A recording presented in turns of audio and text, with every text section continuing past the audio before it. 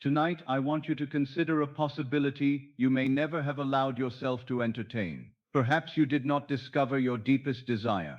Perhaps, in some mysterious way, it discovered you. There are desires that pass through the mind like weather. They appear for an afternoon, interest us for a little while, and disappear without leaving much behind. But there are other desires that behave differently. They return. You may silence them for a year, become occupied with responsibilities, tell yourself to be practical, insist that you no longer care, and yet one quiet evening the old longing rises again with almost the same unmistakable character it had before. Why? Why does one desire vanish while another survives disappointment, delay, reason, and even your own attempts to forget it? I would not have you answer too quickly. Perhaps you have interpreted the persistence of desire as evidence of deprivation. You want love, therefore you tell yourself that you are unloved. You want security, therefore you conclude that you are unsafe. You desire success, therefore you make your present condition mean failure. You long for a home that feels truly yours, therefore you treat yourself as one who does not belong. You desire greater abundance, and immediately the desire becomes proof that there is not enough. But desire itself did not say any of those things. You added the accusation. The desire said, love. You translated it. I do not have love. The desire said, freedom.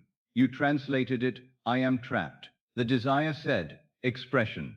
You translated it, I have failed. And so a movement that might have invited you into a larger state of consciousness became an argument against yourself. Tonight, we will begin differently. Before this night carries you farther into sleep, I want you to make one small outer gesture that reflects an inward willingness to return to these ideas. Subscribe to this channel, not because the act itself creates anything, and not because a button possesses power, but because you are choosing to keep near you the kind of teaching that reminds you to turn inward rather than chase endlessly outward. Let the subscription be nothing more mystical than a quiet decision. I intend to return to what helps me remember who I am. Subscribe. Then leave the gesture behind. The important movement is not in the hand. It is in the state you are willing to occupy. Now come back to the desire itself. Do not ask yet whether it will happen. Do not ask when. Do not ask how many obstacles stand between you and it. For a moment, ask something more intimate. What is this desire trying to awaken in me? Perhaps you say, I desire love. Very well. But if love were already securely yours, what would it give you inwardly? Would it give you the feeling of being chosen? Would you feel at home in another's presence? Would you stop wondering whether you are too much or not enough? Would you experience belonging? Perhaps the visible desire is love, but the state seeking expression is belonging. And perhaps belonging is not completely foreign to you. You know something of it already, or you could not recognize the longing for it. You have felt fragments of it. A moment with someone who understood you. A room in which you did not need to perform. A conversation in which you forgot to protect yourself. A childhood evening. A familiar table. A hand upon your shoulder. A voice that made you feel there was nothing to prove. The form may have been temporary, but consciousness recognized the state. Belonging. And now the desire returns, because consciousness has not forgotten what that state means. What if the persistence of the desire is not proof of its distance, but evidence that somewhere within consciousness you already recognize its state?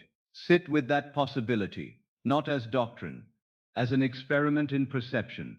Perhaps the desire for security has followed you for years. You thought you wanted a certain amount of money, a particular position, a certain arrangement of circumstances. Perhaps those things are genuinely desirable. There is nothing wrong with them. But beneath them, what are you seeking? Maybe it is the moment when the mind stops calculating danger. The moment when you no longer wake inwardly braced against the day. The moment when an unexpected expense does not become a prophecy. The moment when you can close the ledger, turn out the lamp, and say, I have enough room to rest. Perhaps security is not first a number. Perhaps it is a state of no longer feeling hunted by tomorrow. And if you can recognize that state, even faintly, then it is not entirely unknown to consciousness. The desire has already brought its language with it. It says, this way. Not necessarily toward a particular road, toward a particular state. You may have called the desire for success ambition, but ask what success really means to you. Not what another man would call success, not the symbols displayed by society. What does it mean to you? Perhaps you want expression. You want what is within you to have somewhere to go. You want to use your ability fully. You want to do work that feels like yours. You want to enter a room without feeling that your life is being lived elsewhere. Then perhaps success is not merely applause. It is expression. And the persistent desire may be consciousness asking to become less divided. The unused part of you is seeking a form.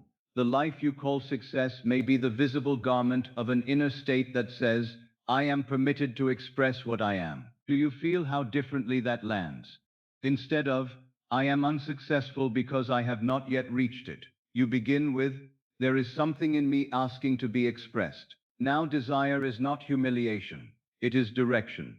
Perhaps you want a home, not merely a building, not merely walls and windows, a home. Why does that image move you? Maybe you imagine a key, a familiar room, your own chair, books where you place them, the sound of evening in a place that does not feel borrowed. Perhaps the desire is really whispering, rooted, belonging. Here, a home outside may matter deeply. But the inner state that gives the home its meaning can begin before the outer arrangement is complete. You may start learning what it is to stop treating yourself as temporary everywhere, to stop entering life like a guest who expects to be asked to leave, to occupy your own being, to say inwardly, I belong in my life. Now the desire becomes less like something taunting you from a distance, and more like an invitation to practice the state for which the object stands. This is why I say that what you seek may already be seeking expression through you, not chasing you down the street, not floating toward you, as though desire were a physical messenger. I mean something subtler. The state you long to experience may already be pressing against the old boundaries of your consciousness, asking for room. The desire for freedom may be freedom asking to become thinkable. The desire for love may be the loved self asking to be occupied. The desire for abundance may be the state of sufficiency asking to replace the old habit of never enough. The desire for peace may be the quiet self asking you to stop rehearsing danger. Perhaps that is why some desires return, not because you are being tormented by what you lack, because a larger state has not yet been fully admitted. There is a great difference between those two interpretations. One says, I want this because something is wrong with me. The other says, I want this because something in me is ready to live more fully. Which interpretation allows you to rest? Which one creates room? Which one would you rather carry into sleep? You may have spent years approaching desire as pursuit. The moment something mattered, you leaned forward psychologically. You searched. You measured distance. You compared. You imagined the road. You worried about time. And perhaps even when nothing could be done that night, the mind continued traveling. But desire itself never asked you to become exhausted. It did not command, think about me every hour. It did not say, turn me into evidence against your worth. It did not say, remain awake until you solve my entire route. Those were habits of pursuit. Tonight, remove them from the desire. Let desire become clean again. What do you want? Do not answer immediately with the object. Ask, what state does it suggest? If you desire companionship, perhaps I am known. If you desire prosperity, perhaps I am provided for. If you desire a meaningful vocation, I am expressed. If you desire a place of your own, I am at home. If you desire freedom, I have room. If you desire reconciliation with life itself, I am no longer fighting everything. These are not substitutions designed to persuade you that outer desires do not matter. They matter because experience matters. But I want you to find the state beneath the form, because the state is where imagination can begin tonight. The form may require time, action, conversation, work, wise decisions, circumstances you cannot yet see. But the state can be touched inwardly now. This is where your power becomes practical. Perhaps you cannot produce the letter tonight, but you can cease being the forgotten one. Perhaps you cannot solve every financial matter before sleep, but you can cease rehearsing the identity of perpetual danger. Perhaps you cannot know exactly who will enter your life or when, but you can stop practicing being unchosen. Perhaps you cannot force recognition from the world, but you can stop naming yourself invisible. This is not fantasy. It is a change in the position from which you meet what comes. And now, before we go still deeper, make the same simple outward decision once more. Subscribe to this channel, not because the act itself creates anything, and not because a button possesses power, but because you are choosing to keep near you the kind of teaching that reminds you to turn inward rather than chase endlessly outward. Let the subscription be nothing more mystical than a quiet decision. I intend to return to what helps me remember who I am. Subscribe, then leave the gesture behind. The important movement is not in the hand, it is in the state you are willing to occupy. Now leave even that behind. Return to the quieter question. What if the persistence of the desire is not proof of its distance, but evidence that somewhere within consciousness you already recognize its state? Perhaps you have never been financially free in the way you desire. Still, can you recognize the meaning of relief? Yes. Perhaps you have never known the relationship you desire. Still, can you recognize tenderness, belonging, mutuality? Yes. Perhaps you have never achieved the professional expression you imagine. Still, can you recognize satisfaction, the feeling that your abilities have somewhere to go? Yes. Perhaps you have never lived in the home you picture. Still, do you know what home means? You do. Then consciousness is not beginning from nothing. It has a direction. This is important. People often think imagination means manufacturing an entirely alien emotion and somehow forcing themselves to believe it. No. Begin with recognition. You know something of the state already, even if only by contrast. The person who has lived with noise knows what quiet means. The one who has been excluded knows exactly why belonging matters. The one who has struggled with money knows what ease would mean. The one who has hidden his ability knows why expression feels precious. Desire has already educated you in the direction of fulfillment. Now your task is not to worship the distance. It is to begin familiarizing yourself with the state. What does belonging feel like when no one is trying to take it away? What does provision feel like when you are not immediately calculating loss? What does expression feel like when you are not asking permission? What does home feel like when you no longer expect to be displaced? Do not seek dramatic answers. We are going towards sleep. The answers can be small. Belonging may feel like not having to explain yourself. Provision may feel like closing the book for the night. Expression may feel like saying, "This work is mine to do." Home may feel like the simple thought, "I can stay." Small meanings, large states. The mind often wants spectacle because spectacle seems convincing. But what becomes real in consciousness is often quieter. You know you belong somewhere, not because trumpets sound, but because you stop asking whether you may remain. You know you are loved, not because someone repeats it every minute, but because love stops feeling fragile. You know you are secure not because you have eliminated every possible difficulty, but because you no longer greet every difficulty as a threat to identity. You know you are expressed when the work feels like a natural extension of being rather than an audition for worth. This is the kind of fulfillment I want you to begin touching tonight. Not the dramatic first moment, the natural state after. Because what you seek may not merely be a future event. It may be a way of being that is already asking for your consent. Perhaps that is what it means for the desire to have found you first. It appeared before you knew how to answer it. It continued speaking after you tried to dismiss it. It returned after disappointment. It survived your attempts to become indifferent. Not every impulse must be obeyed, and not every desire is wise simply because it is intense. You still possess judgment. You still act responsibly. But when a deep, sane, enduring desire remains and points toward a fuller life, do not automatically treat it as evidence of lack. Listen more carefully. Perhaps it is saying, there is another state available to you. Perhaps the desire for love says, you can learn to live as one who belongs. Perhaps the desire for abundance says, you can stop making scarcity your permanent identity. Perhaps the desire for success says you can permit your gifts to have expression. Perhaps the desire for a home says you can cease being inwardly homeless. Perhaps the desire for peace says you can stop rehearsing danger as though it were devotion. And perhaps the desire itself becomes gentler once heard properly. You no longer have to run after it every night. You can let it sit beside you. No demand, no deadline, no accusation. You wanted something. Very well. What did the wanting reveal? A state. Find the state.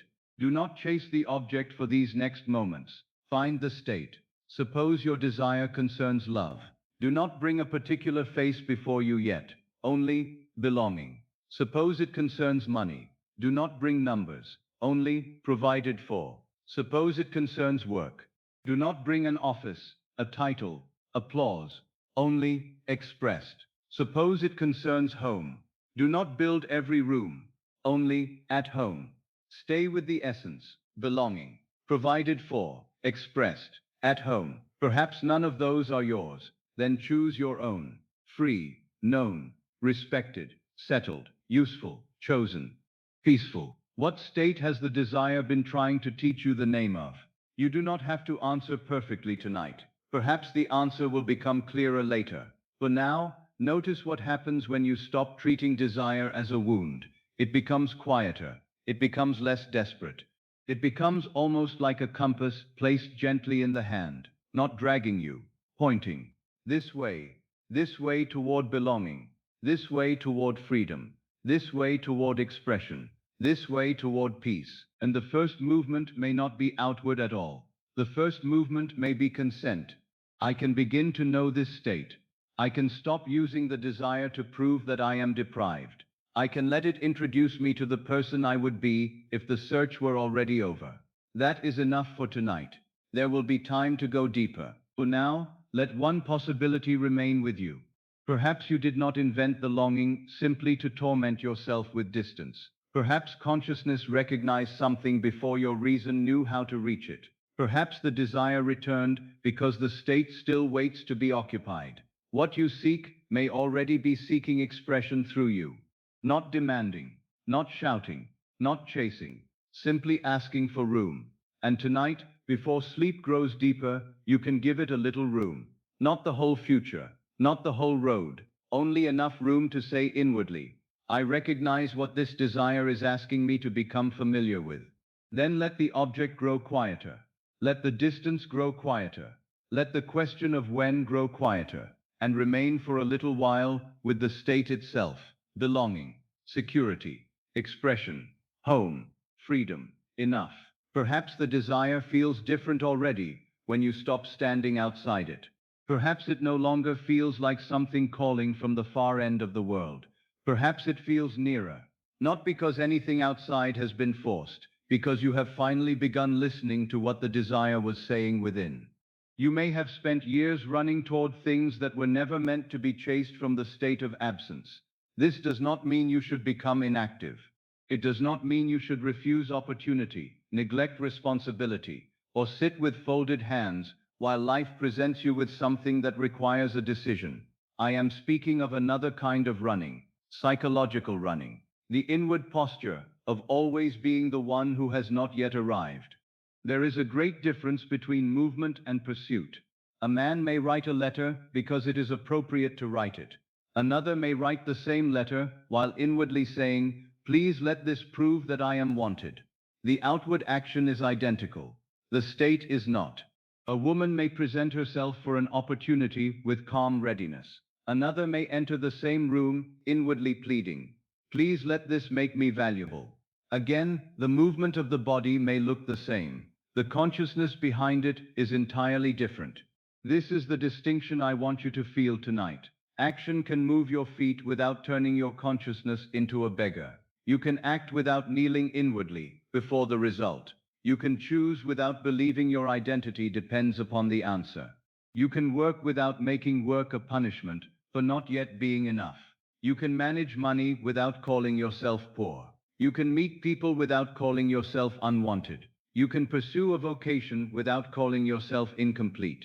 You can make decisions without treating uncertainty as evidence that life has abandoned you. The problem is not movement. The problem begins when every movement says, I am the one who does not have it. Imagine a man searching through his house for his spectacles. He opens one drawer, then another. He checks the table. He walks into the next room. He asks whether someone has seen them. He returns to the first room and searches again. The more urgently he looks, the more convinced he becomes that the spectacles are missing. Then someone smiles and says, they are on your face. He stops, not because the spectacles suddenly appeared, because the assumption behind the search was false. Now, do not take the metaphor too literally. I am not saying the physical object you desire is secretly hidden inside your coat pocket. I am saying that the state you believe the object will permit you to feel may already be available before the object arrives. And if you search the world for that state while refusing to occupy it inwardly, you may spend years running through rooms with the very capacity you need already attached to your own consciousness. You want love because you expect love will permit you to feel wanted. Then begin learning wantedness. You want money because you imagine money will permit you to feel safe. Then begin learning safety. You want recognition because you believe recognition will permit you to feel valuable. Then begin learning value. You want a home because you imagine home will permit you to feel settled. Then begin learning what it is to stop treating yourself as temporary. The outer experience matters. I am not taking it away from you. But if you postpone the inner state until after the outer experience appears, then psychologically you remain the one waiting to be authorized by circumstance. This is where pursuit becomes exhausting. You say, when I have the money, I will feel secure. When I am chosen, I will feel wanted. When I succeed, I will feel capable. When I move, I will feel at home. When they approve of me, I will feel valuable. Do you see what you have done? You have handed every inner state to an outer gatekeeper. Security belongs to the account. Wantedness belongs to another person. Capability belongs to an achievement. Belonging belongs to a building. Value belongs to applause. Then consciousness becomes a servant, standing at 5 different doors, waiting for permission to feel what it longs to feel. I would have you reclaim the permission. Again, not by pretending external conditions do not matter, by refusing to make them the sole source of your identity. Suppose you need employment. Apply. Prepare. Speak clearly. Develop your ability. Accept practical guidance. Do what wisdom asks of you. But do not walk into each opportunity as, I hope someone here will finally tell me that I deserve a place in life. That is too much weight to place upon one interview. Instead, I belong somewhere, and I am willing to discover whether this is the place. Feel the difference. One posture begs to be admitted into existence. The other participates. Suppose you wish to improve your finances. Review what must be reviewed. Plan. Save. Invest wisely where appropriate. Reduce what should be reduced. Increase your knowledge. Act responsibly. But do not let every sensible financial action be accompanied by, I am unsafe. A person can balance an account from fear. Another can balance the same account from stewardship. The first thinks, I must control everything because there will never be enough. The second thinks, I take care of what is mine because I am building greater order. Same arithmetic, different consciousness. Action does not tell me the state by itself. The meaning beneath action tells me. Suppose you wish to meet someone. Go where life can be lived. Speak to people. Accept invitations. Be present. You need not become passive in the name of assumption. But do not enter every conversation inwardly asking, could this person save me from being unwanted? Let another human being be another human being, not a verdict, not a rescue, not a final judgment upon your worth. You may meet someone from the state, I am already worthy of love, and I am open to discovering what belongs in my life. Then there is room. Room to notice, room to choose, room to be honest, room not to cling to the first sign of attention as though attention were water in a desert. This is what inner possession changes. It does not remove action. It removes desperation from action. And desperation is very tiring. You know this. When you believe a single outcome must save you, every step becomes heavy. The letter is no longer a letter. It becomes your future. The conversation is no longer a conversation. It becomes a trial. The opportunity is no longer an opportunity. It becomes proof of whether life favors you. The delayed reply is no longer delayed information. It becomes rejection. The expense is no longer an expense. It becomes evidence that you will never be safe. This is pursuit because consciousness is always leaning toward the next event for a decision about who you are. Stop leaning for a moment. Not forever. Just inwardly. Come back to where you are. What do you believe the next event will finally permit you to feel? That is the state to examine. Perhaps you are waiting for a letter because you believe the letter will bring relief. Then find relief in smaller form tonight. Not the relief of pretending the letter arrived. The relief of saying, I do not have to keep carrying this question for the next hour. That is already a different state. Perhaps you are waiting for money because you believe money will bring room. Then begin with room. Maybe room means you stop mentally spending tomorrow's fear tonight. Maybe room means you allow yourself to sleep before every financial problem is solved.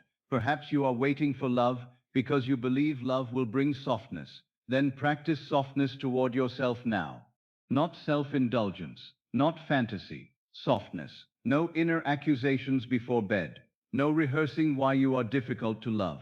No building an imaginary courtroom from another person's silence. This is how the state begins before the object confirms it. And once the state begins, action changes. A man who inwardly feels deficient may work twice as hard and still feel that nothing is enough. A man who feels capable may work diligently too. But when the work is finished, he can let it be finished. A woman who feels unwanted may send one letter and then rewrite 10 others in her mind. A woman who feels secure may send the necessary letter and return to her evening. This is the freedom I want you to understand. The outer act may be ordinary. The inner posture determines whether the act extends the old state or expresses the new one. You have probably seen this in your own life. There were times when you acted from calmness, and something about the action felt clean. You did what needed doing. Then you stopped. Other times, you acted from fear, and the action did not end the fear. You checked, reconsidered, replayed, imagined outcomes, tried another move, then another. The action became only one more form of worry. This is because fear was not trying to accomplish the task. Fear was trying to obtain certainty. And certainty was never available through enough motion. There will always be another question, another possibility, another thing you could check, another person you could ask, another route you could imagine. If the state remains, I do not have it, the mind can convert almost anything into pursuit. Even prayer can become pursuit. Even affirmation can become pursuit. Even imagination can become pursuit. You can close your eyes and imagine for an hour, while inwardly standing outside the fulfillment saying, please come. The eyes are closed. The chase continues. So tonight I am asking you to recognize the deeper movement. Are you entering the state? Or are you using inner techniques to chase the state? There is a difference. Suppose you say, I am loved. If underneath you mean, I hope this makes someone love me, the search remains outward. But if you allow the sentence to mean, for these moments, I will not identify myself as unloved, something changes. Now you are not using the state to manipulate a result. You are inhabiting it. Suppose you say, I am provided for. If underneath you mean, perhaps these words will force money toward me, you are still running. But if you mean, I refuse to make fear my identity, while I take wise action, then the state has begun. This is why I repeatedly bring you back to being, not because action is unimportant, because being determines the meaning of action. The same act can rise from trust or panic, from worth or deficiency, from belonging or audition, from sufficiency or lack, from love or fear. Your task is not to become inactive. Your task is to stop making pursuit your identity. Perhaps you have been calling yourself ambitious when part of what you felt was terror of being insignificant. Perhaps you called yourself careful when part of what you felt was fear of loss. Perhaps you called yourself romantic when part of what you felt was fear of being alone. Perhaps you called yourself responsible when part of what you felt was the conviction that no one and nothing could support you. Do not condemn these things, simply see them. Clarity is enough. A behavior may continue, but its old psychological fuel can be replaced. You can remain ambitious and let ambition become expression rather than proof. You can remain careful and let care become wisdom rather than fear. You can desire relationship and let desire become openness rather than desperation. You can remain responsible and let responsibility become stewardship rather than loneliness. This is how the same life begins to feel different before the visible circumstances are entirely different. And that matters.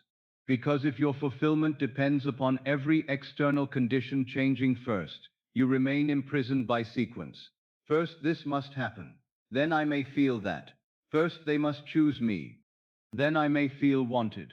First the account must change. Then I may feel safe. First the door must open. Then I may feel that I belong. But imagination allows another sequence. First, I occupy the state as far as I can. Then I meet the world from that state. This does not guarantee that every specific outcome will appear exactly as first imagined. Life contains other people, practical conditions, timing, and realities that deserve respect. But it does change the consciousness with which you meet all of it, and that is no small thing. The person who feels secure sees possibilities fear could not see. The person who feels valued speaks differently. The person who feels capable makes different decisions. The person who feels supported can receive help without interpreting help as humiliation. The person who feels at home in herself may finally recognize when a place, relationship, or opportunity truly fits. Inner state does not make you passive. It can make you more intelligent in action, because you are no longer asking every action to heal identity. That is why action can move your feet without turning your consciousness into a beggar. Write the letter, but do not put your worth inside the envelope. Make the request, but do not place your identity in the answer. Go to the meeting, but do not leave your value sitting in the other person's chair. Look after your money, but do not let the number define the whole meaning of your life. Take the opportunity, but do not call yourself nothing if one opportunity passes. These distinctions give you room to live.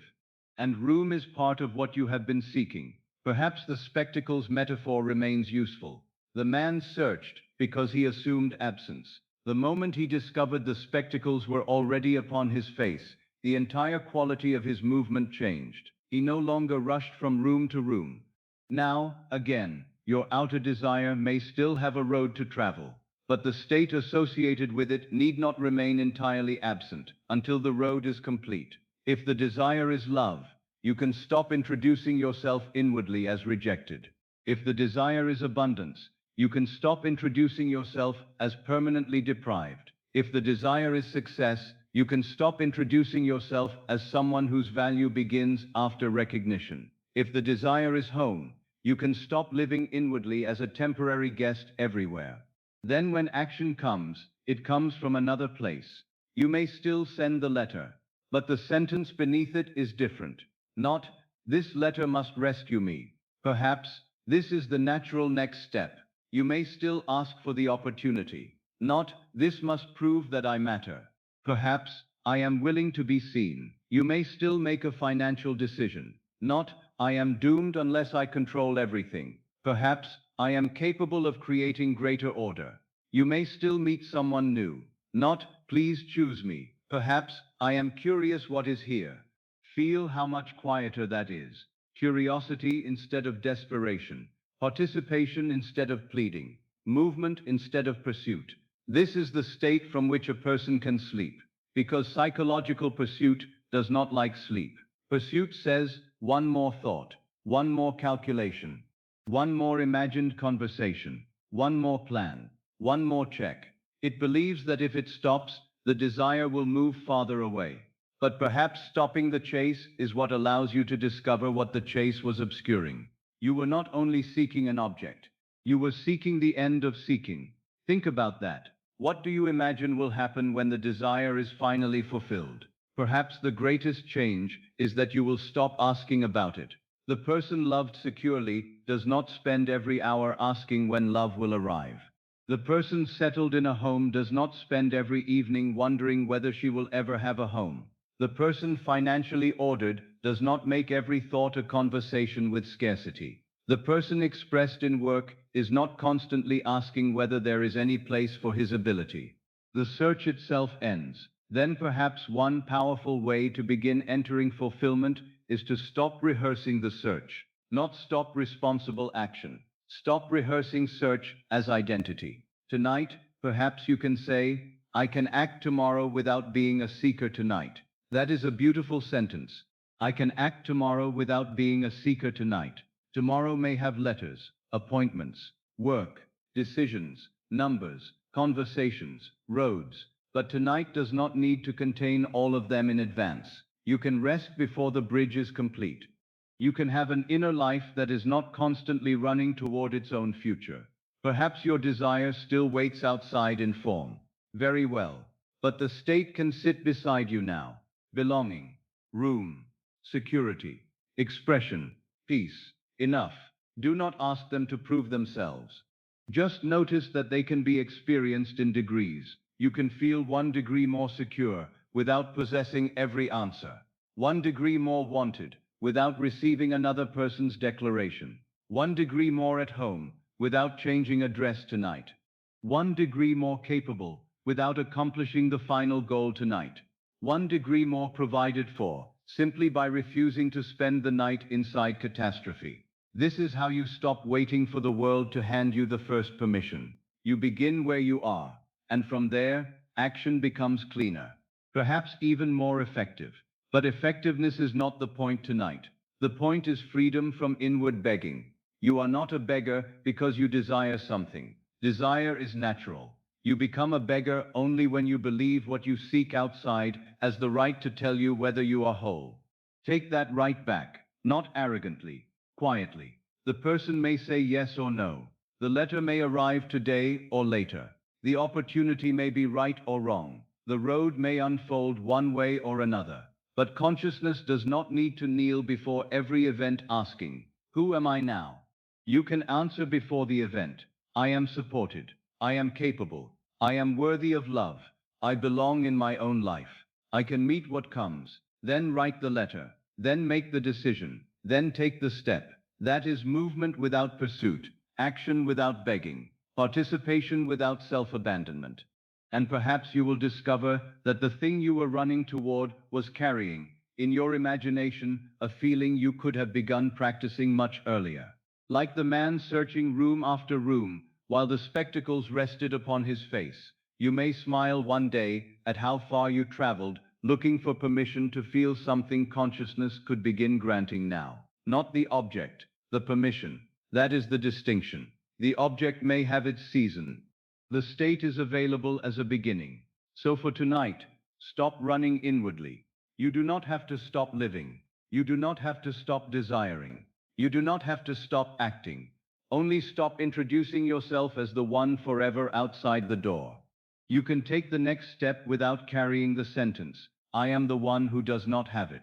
Take the step as one who is learning the state already. Then perhaps the road feels less like pursuit. Perhaps it begins to feel like correspondence, something within you moving toward expression, something outside you being met from a different identity. And between the two, less desperation, less distance, less running, more presence, more room, more of the quiet recognition that what you believed you were chasing may first have been asking to be found in you. There is a question I would have you ask tonight that goes deeper than the ordinary question of desire. Not only, what do I want, but what do I believe I will finally be permitted to feel when I have it? This question changes everything. Because very often the object is not the final desire. The object is the visible name you have given to an invisible state. You say you want money. Very well. But what do you believe money will permit you to feel? Relief? Freedom? Dignity? Room? Perhaps you imagine opening the account and no longer feeling the familiar tightening inside. Perhaps you imagine making a necessary purchase without fear. Perhaps you imagine being able to say yes where you once had to say no. Perhaps you imagine no longer feeling humiliated by every unexpected expense. Perhaps you imagine being able to help someone. Perhaps you simply imagine the end of constant calculation. Then perhaps the deeper desire is not merely money. Perhaps it is room. The feeling that life is not pressing against you from every side. Perhaps it is relief. The quiet knowledge that not every decision has to be made beneath pressure. Perhaps it is dignity, the ability to stand upright inwardly, not measuring your worth by what you possess. Perhaps it is freedom, not extravagance. Freedom, the ability to choose without fear, deciding everything first. If that is what money means to you, then understand something important. You are not wrong to desire the money. I am not asking you to replace every practical desire with a vague spiritual feeling and pretend that the outer world does not matter. The outer form matters because human life is lived in form. A home matters, food matters, work matters, money matters, relationships matter. But the state beneath the form tells you why the form has such emotional power. And if you do not know the state, you may spend years pursuing the object while secretly carrying the very condition you hoped the object would end. A man can accumulate money and remain inwardly poor. A woman can receive love and remain inwardly unwanted. A person can achieve recognition and remain inwardly insignificant. Someone can move into a beautiful house and remain inwardly unsettled. This is why I ask you to go beneath the object, not to discard it, to understand it. Suppose you desire love. Again, ask, what do I believe I will finally be permitted to feel when I have it? Chosen, wanted, at home, safe? Perhaps you have pictured a relationship many times. But beneath the image, perhaps what you truly long for is the feeling that someone does not need to be convinced to remain. You want to stop auditioning. You want to stop measuring every word. You want to stop wondering whether affection will disappear. You want to stop preparing for abandonment while being loved. Then perhaps the state is, I am chosen, or I am wanted, or I am safe in love, or perhaps even more deeply, I am at home. Do you see how much more precise this becomes? Love is no longer only another person. It is also the end of a certain inward homelessness. You may have thought that another person would finally give you permission to stop feeling like a guest in your own emotional life. Then perhaps the practice begins by asking, can I begin to know the state of being at home before someone else proves it? Not by pretending a relationship exists when it does not. Not by creating imaginary evidence. By refusing to remain inwardly exiled. You can sit alone tonight and still stop naming yourself abandoned. You can be without a particular person and still stop calling yourself unwanted. You can desire companionship and still refuse to let desire become an identity of exclusion. This is a profound distinction. The desire can remain. The wound need not remain with it. The object is often the visible name you have given to an invisible state. Money may be the visible name for freedom. Love may be the visible name for belonging. Success may be the visible name for expression. A home may be the visible name for rootedness. Recognition may be the visible name for value. And once you discover this, the desire becomes more intelligent. It begins telling you what inner state you have been postponing. Suppose you desire success. Perhaps you imagine a certain position, a certain level of work, a certain accomplishment. Perhaps you want your name attached to something meaningful. Again ask, what do I believe I will finally be permitted to feel when I have it? Valuable, expressed, respected, capable, perhaps all four. Maybe you believe success will finally silence an old sentence. You are wasting your life. Or, no one sees what you can do. Or, you are not important. Then every achievement becomes burdened with the task of repairing identity. No achievement can carry that weight for long. You accomplish one thing. For a week, perhaps you feel valuable. Then the old question returns. What next? You accomplish more. Again. What next? Because the object never became the state. You received evidence, but the identity remained outside. This is why some people become more successful and less peaceful. They continue trying to use achievement to purchase a feeling that must eventually be accepted inwardly. Again, I am not against achievement. Expression is natural. Work is honorable. Creation is beautiful. but ask whether success has become permission to exist. If so, you are asking the world to sign a certificate that consciousness could begin writing from within. Perhaps the deeper state is, I am capable. What does capable feel like before the final achievement? It may mean, I can meet the next step. I can learn. I can improve. I can handle not knowing everything yet. I do not need to be perfect before I begin. That is capability in living form. Perhaps the state is, I am valuable. Then value must become something deeper than praise. Praise may be pleasant. Recognition may be deserved. But value that exists only while another person is looking at you is fragile. Can you begin to occupy, my work matters to me, my ability has a place. I do not need to disappear because I have not yet been recognized. That is different. The object remains. The state begins now. Or perhaps what you seek through success is respect. Then ask, what would respect change in my inner life? Maybe you would stop apologizing for every opinion. Maybe you would stop shrinking before authority. Maybe you would speak more directly. Maybe you would stop assuming others understand more than you merely because they speak with confidence. Then perhaps the deeper state is not, I am famous. It is, I respect myself. And from self-respect, the desire for appropriate recognition can remain without becoming desperate. This is how desire becomes cleaner. You discover the state beneath the symbol. Now consider the desire for a home. A particular home may matter deeply. There may be a street you love, a kind of room you imagine, a garden, a table, a window, a place where your books remain where you left them. All of this is human and beautiful. But ask, what do I believe I will finally be permitted to feel when I have it? Settled, rooted, protected, at home? Perhaps you have lived for years with an inward sense of temporary existence. Everything feels provisional. You do not fully unpack. You do not settle emotionally. You are always waiting for the real life to begin somewhere else. Then the desire for a home may be carrying a very deep state. I am allowed to remain. Feel that. I am allowed to remain. Not rushed, not displaced, not borrowed, not temporary, rooted. Perhaps you have never thought of rootedness as something consciousness can begin to know before the address changes, but it can. You can begin by no longer treating your present life as a waiting room, even if you still intend to move, even if you still desire another home. You can stop telling yourself, my real life begins later. You can care for where you are. You can sit in your own chair, as though your life is happening now. You can stop mentally living in transit. This is not surrendering the desire. It is refusing to let the desire make the present meaningless. A rooted person can move. An unrooted person can stay in the same house for 20 years and still feel temporary. The outer form and inner state are related, but they are not identical. This distinction gives you freedom. Perhaps now you see why asking only, what do I want, can be incomplete. The answer gives you the object. But, what do I believe I will finally be permitted to feel when I have it, gives you the state.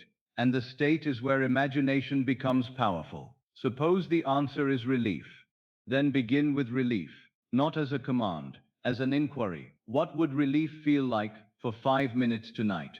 Perhaps simply the end of one internal conversation. No more calculating, no more imagining catastrophe, no more trying to force an answer. Relief may be the sentence, I have done enough for tonight. That is real relief.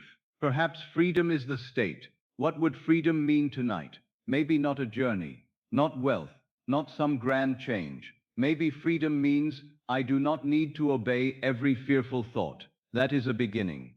Perhaps dignity is the state. What would dignity mean tonight? Maybe I do not speak to myself as though difficulty has made me lesser. That is dignity. Perhaps room is the state. What does room mean? Maybe there is more than one possible future. That is room. Do you see?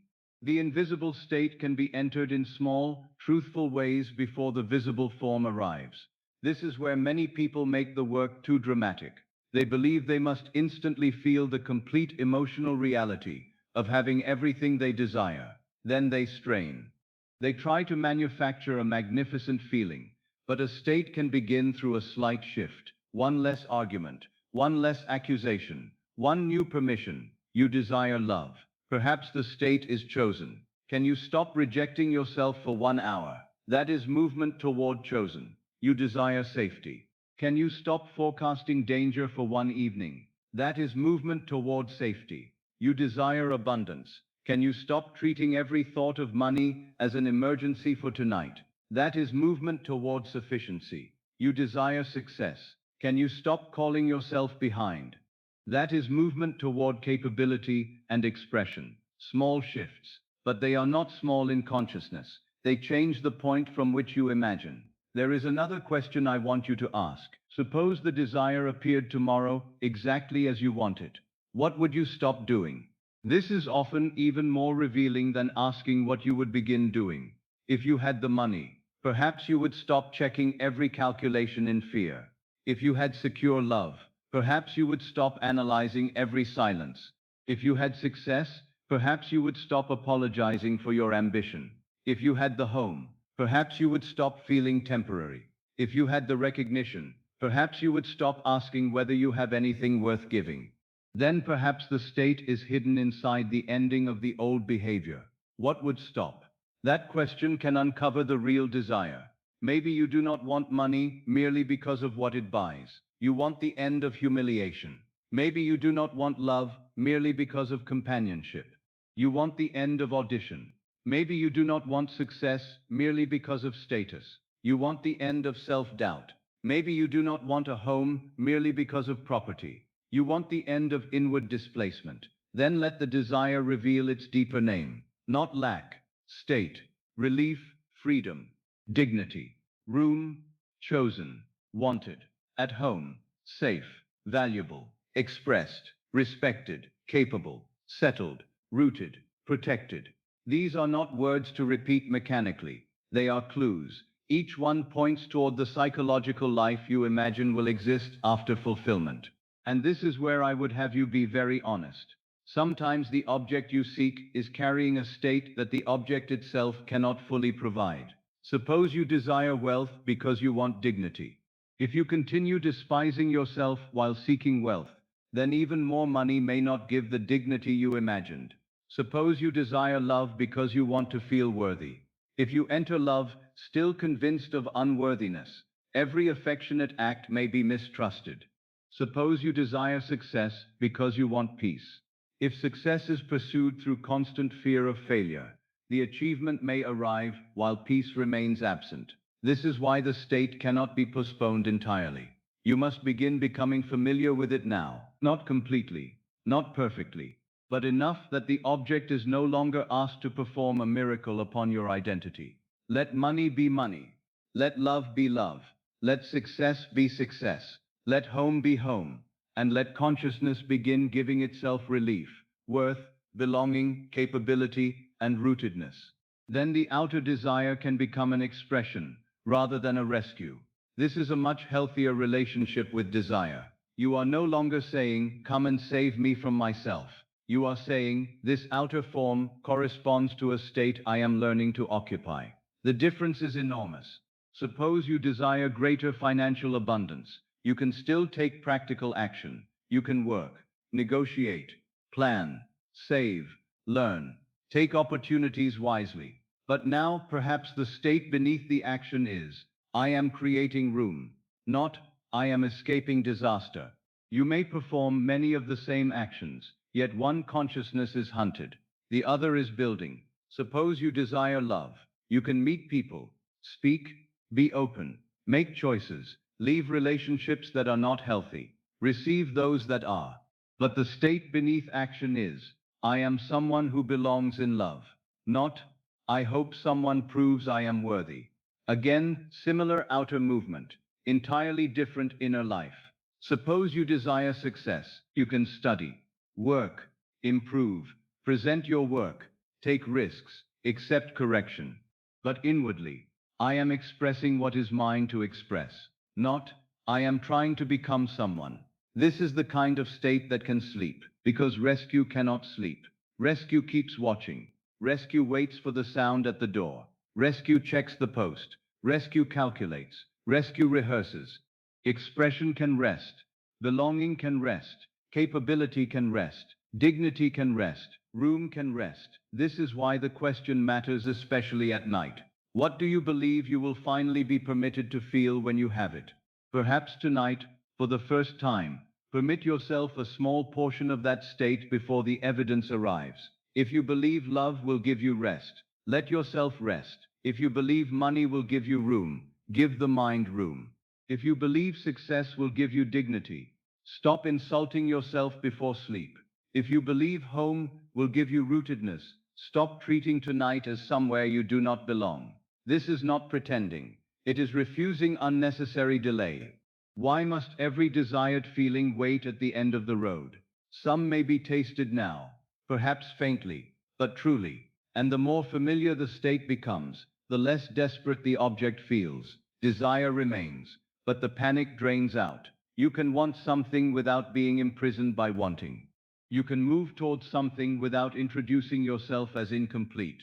You can love a possibility without turning its absence into a wound. That is freedom. Now ask again. Not, what do I want? Go deeper. What do I believe it will permit me to feel? Perhaps the answer comes immediately. Relief. Then relief is important. Perhaps safe. Then safety. Perhaps chosen. Then chosen. Perhaps capable. Then capable. Perhaps at home. Then home. Perhaps free. Then freedom. Take the word and do not rush past it. Feel what it means in ordinary life. If you were safe, how would this hour change? If you were chosen, how would you speak to yourself now? If you were capable, what thought would no longer be necessary? If you were at home, what would you stop waiting for? If you were free, what internal command could you ignore? This is how the invisible state becomes tangible, not through abstraction, through changed relationship with the present moment. And perhaps now the desire begins to look different. It no longer stands at the far end of a road shouting, "You do not have me." It stands closer and says, "This is what I have been pointing toward." Room, belonging, dignity, expression, safety, rootedness. The object is often the visible name you have given to an invisible state. So keep the object if it is truly yours to desire. Do not throw it away. Do not pretend you no longer care. But now know what it means. Know what state gives it emotional significance. And begin there. Tonight, perhaps you do not need to solve how the outer form will arrive. You only need to recognize what you have been asking it to give you. Then ask whether some of that can be accepted now.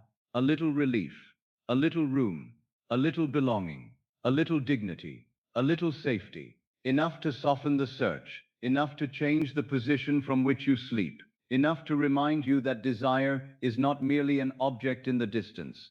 It is also a doorway into a state, and the doorway opens inward.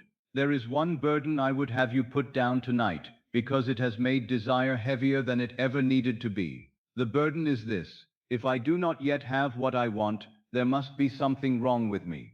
You may never have spoken the sentence so plainly, but perhaps you have lived from it. You wanted love, and secretly concluded, something about me must be difficult to love. You wanted greater prosperity, and concluded, I must be behind.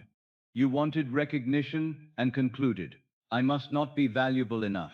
You wanted peace, and concluded, I must be doing life incorrectly. You wanted a home, a family, a vocation, a different circumstance, and slowly the desire became an accusation. Not merely, I would love to experience this, but the fact that I have not yet experienced it proves something is missing in me. I want you to break that association. A desire can invite you forward without condemning where you stand. Hold that gently. A desire can invite you forward without condemning where you stand. The existence of desire does not require the existence of defect. A seed reaching toward the sun is not ashamed of being a seed. It does not say, because I am not yet the tree, I am a failure. Its movement belongs to its nature. Growth does not insult the present form. Expansion does not condemn what came before it. And desire can be understood in the same way. You may wish for more without declaring yourself less. You may desire love without calling yourself unlovable. You may desire wealth without calling yourself worthless. You may desire success without calling yourself a failure.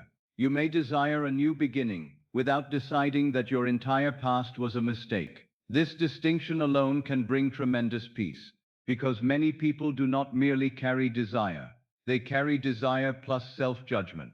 The desire might be simple: I would love to be deeply loved. But then judgment adds: why has it not happened yet? Why does it seem easier for others? What does this say about me? Am I too late? Am I not enough? Now one desire has become a courtroom, and every day without visible fulfillment is introduced as evidence. No wonder the person is exhausted. Tonight, close the courtroom. No verdict is required. The absence of an event is not a judgment upon your being. The fact that one thing has not yet happened is only that. It has not yet happened. Do not turn time into character. Do not let delay become identity. Suppose you have desired a loving relationship for years. Perhaps you have seen others find companionship. Perhaps you have experienced disappointment. Perhaps there were moments when you thought something was beginning and then it did not continue. These experiences may have hurt. Honor the feeling honestly. But do not take the next step and say, therefore I am unwanted. That conclusion is larger than the evidence. A relationship did not continue. That is one fact. Someone did not choose as you hoped. That is another fact. But I am fundamentally unwanted is not a fact. It is an identity woven around events. And identities, once accepted, begin interpreting everything. Then even kindness becomes suspicious. Interest becomes temporary. Silence becomes rejection. Distance becomes abandonment. The old identity gathers evidence because it has already decided what the evidence must mean. So tonight, loosen the knot. You can still desire love, but remove the accusation. Let the desire become clean. I desire love. That is enough. No, because I am incomplete. No, because I am behind. No, because I must be chosen to prove my worth. Simply, I desire love. The desire can remain beautiful when it is not being forced to defend your existence. The same with money. Perhaps you want more financial room. Good. Perhaps you want to be free from certain pressures. Good. Perhaps you wish to provide more fully. Travel, create, give, build, or simply sleep without calculation. All legitimate.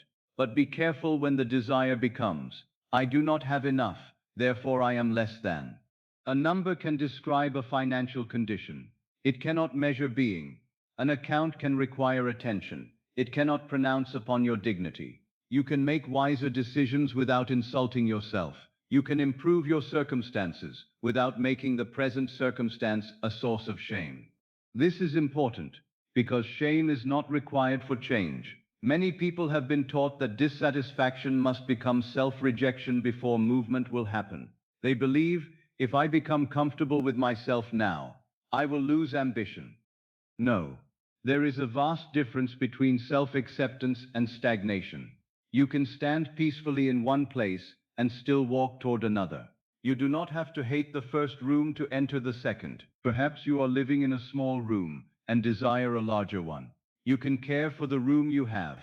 You can be grateful for shelter. You can still desire more space. The wish for another room does not require contempt for the present one. Why then should the wish for another state require contempt for yourself? You are allowed to desire expansion without practicing rejection. This becomes especially important when you look at other people. Comparison can make desire very cruel. Someone else is married. Someone else has the position. Someone else bought the house. Someone else appears prosperous. Someone else seems established. Then the mind says, they are ahead, and I am behind. But ahead of what? Behind what? Whose clock are you consulting? Life is not a line painted upon the floor with every person required to stand upon the same mark at the same hour. You have turned difference into hierarchy. Do not do that tonight. Another person's fulfillment does not create your inferiority. It may remind you of what you desire. That is all. Let it remain information, not accusation. Perhaps instead of, they have it and I do not, you can say, that state exists in human experience. Feel the difference. Someone is deeply loved. Then love exists. Someone built a meaningful vocation. Then meaningful expression exists. Someone recovered from a difficult period. Then change exists. Someone found greater financial order. Then greater order exists.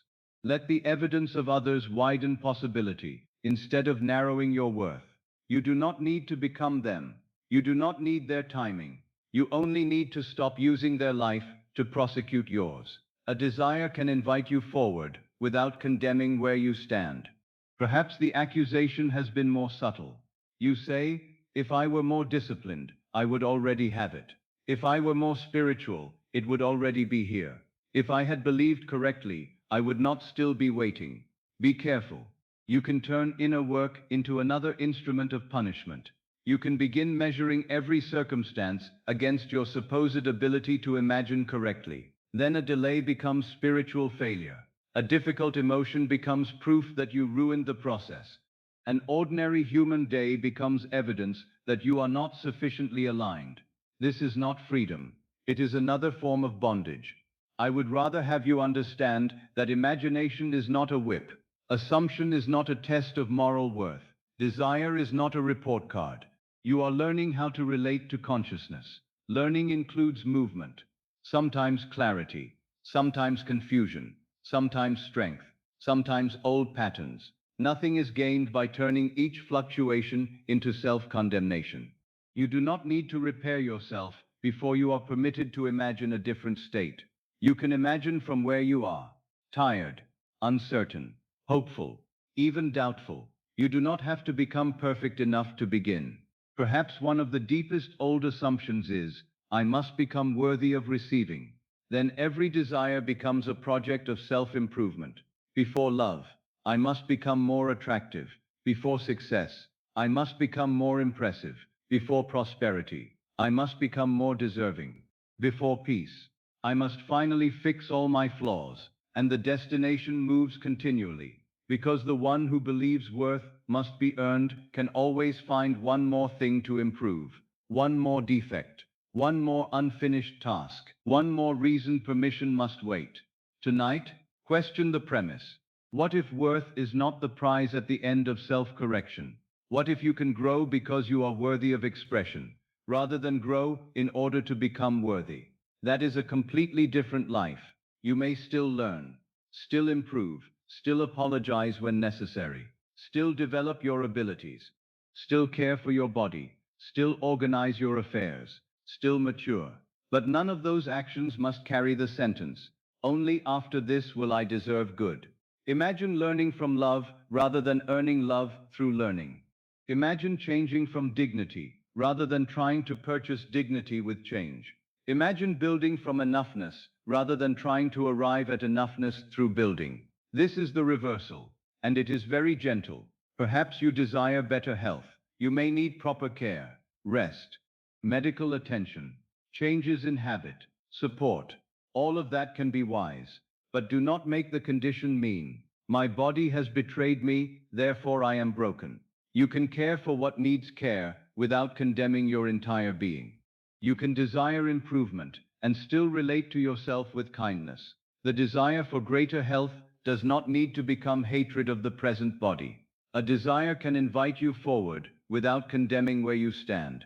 Perhaps you desire success. You may need skill, patience, practice, consistency. You may need to take risks or accept correction. Very well. But do not let the current stage mean, I am nobody. The work you have not yet completed does not erase the person doing the work. You can be unfinished and valuable at the same time. You can be learning and capable at the same time. You can be unknown and significant at the same time. You can be early and still be exactly where the next step begins. Do not confuse visibility with value. A tree beneath the soil is not absent because you cannot yet see the branch.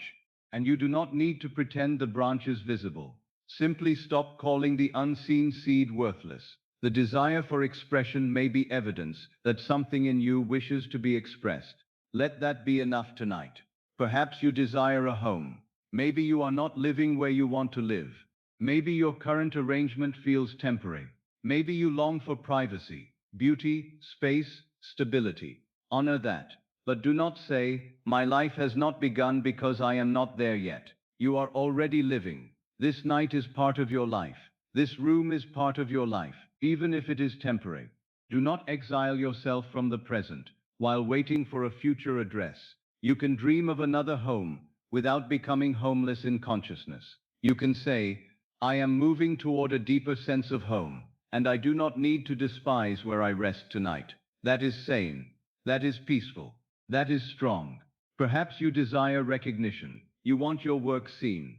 You want appreciation. You want respect. There is nothing shameful in that. But if recognition becomes the only proof that your work matters, then every quiet period becomes unbearable. Let recognition be welcome, but do not make it your creator. Your value does not begin when someone notices. The seed is not created by the gardener's applause. Notice may reveal. It does not create essence. You can desire to be seen without telling yourself that unseen means non-existent. This changes the quality of waiting. Waiting no longer becomes humiliation. Delay no longer becomes defeat. The unfinished no longer becomes failure. Perhaps this is what you need tonight more than any technique. Permission to stop interpreting your desire against yourself. Let the desire stand alone. I would love this. No accusation, no diagnosis, no timeline, no comparison. Just, I would love this. Feel how much lighter that is. Now perhaps ask, what if I am not being punished by the fact that it has not happened yet? That question may open a door. What if there is no cosmic accusation in delay? What if the present is not a verdict? What if some things simply unfold through time, decision, circumstance, learning, relationship, preparation, and chance? Then desire can breathe. You can breathe within it. You do not have to assign metaphysical meaning to every hour. Some days are simply days. Some delays are simply delays. Some doors close because they are not the right door. Some opportunities require patience. Some desires change as you understand yourself more deeply. None of this requires you to become inferior. This is important because the mind loves final language. Always, never, too late, not enough, everyone else. These words convert temporary conditions into identity. Tonight, remove the finality. Instead of, I am behind, perhaps, I am in motion. Instead of, I am unwanted, perhaps, I have not yet met the full expression of the love I desire. Instead of, I am unsuccessful, perhaps, my work is still becoming visible. Instead of, I am trapped, perhaps, I am looking for more room. Notice the change, not false positivity, precision. The old language condemned, the new language leaves possibility open. Possibility is calmer, and calm is useful before sleep. You do not need to fall asleep beneath a verdict. You can fall asleep inside openness. Maybe the desire is still there. Good. Let it be there. Desire does not have to disappear before you can rest. You can want something and still sleep. You can be in process and still sleep. You can be unfinished and still sleep. You can be uncertain and still sleep. The night does not demand completion of your whole life, only permission to release the argument for a while. Perhaps you have been postponing rest until you became who you thought you should be. Not successful enough. Not healed enough. Not disciplined enough. Not loved enough. Not secure enough. Always another condition. Tonight, remove one. You do not need to be finished to rest. You do not need to be finished to be worthy. You do not need to be finished to imagine. You do not need to be finished to receive kindness. You do not need to be finished to desire something beautiful. This is a more humane state, and from a humane state, imagination becomes cleaner. You no longer imagine to escape yourself. You imagine because you are allowing life to expand. That is very different. Escaping says, I cannot stand who I am. Expansion says, there is more I would love to experience. Escaping says, this present self must disappear. Expansion says, this present self can grow. Escaping creates urgency. Expansion can contain patience. Escaping turns every delay into pain. Expansion can continue without self-rejection. A desire can invite you forward without condemning where you stand. Let that sentence become almost like a hand resting gently upon the shoulder. You are allowed to move forward without striking the ground beneath your feet. You are allowed to want more without insulting what is. You are allowed to change without declaring the former you a failure. Perhaps you did the best you could with the state you knew. Perhaps now you know another. Then choose another. No prosecution required. No shame required. No dramatic destruction of the old self. You do not need to hate who you were in order to stop being governed by old assumptions. You can simply say, that was one state, and now, this is another. Simple. The desire itself may even become easier to understand when shame is removed. Maybe you thought you wanted fame, but beneath the self-judgment, perhaps you really wanted expression. Maybe you thought you wanted wealth to prove something, but beneath comparison, perhaps you wanted freedom. Maybe you thought you needed one particular person, because without them you felt abandoned. But beneath fear, perhaps you wanted belonging. When the accusation quiets, the true state becomes clearer. This is why peace is not the enemy of desire. Peace can clarify desire. The frantic mind asks, what do I need to prove I am enough? The peaceful mind can ask, what would I genuinely love to experience?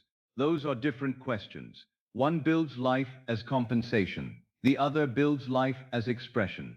Tonight, prefer expression. Perhaps say inwardly, I do not need this desire to prove that I am deficient. Let that settle. I do not need this desire to prove that I am deficient. Then, I can want it without using it against myself. That is powerful. I can want love without calling myself unloved. I can want abundance without calling myself poor in being. I can want success without calling myself a failure. I can want a home without calling myself lost. I can want change without calling myself broken. You are separating desire from condemnation. And once separated, desire becomes lighter. Perhaps it even becomes beautiful again. Like something you can hold rather than something chasing you. A possibility. A direction. A quiet yes. Not a wound. Not a sentence. Not an accusation. Perhaps you can imagine holding the desire in your hand like a small object. Not heavy. Not urgent. Just a symbol. You look at it and say, this is something I would love. Then you do not add, why not yet? You do not add, what is wrong with me? You do not add, am I worthy? You simply know, this is something I would love. Then place it down. You do not have to clutch it through the night. Your desire will not be lost because you stop squeezing it.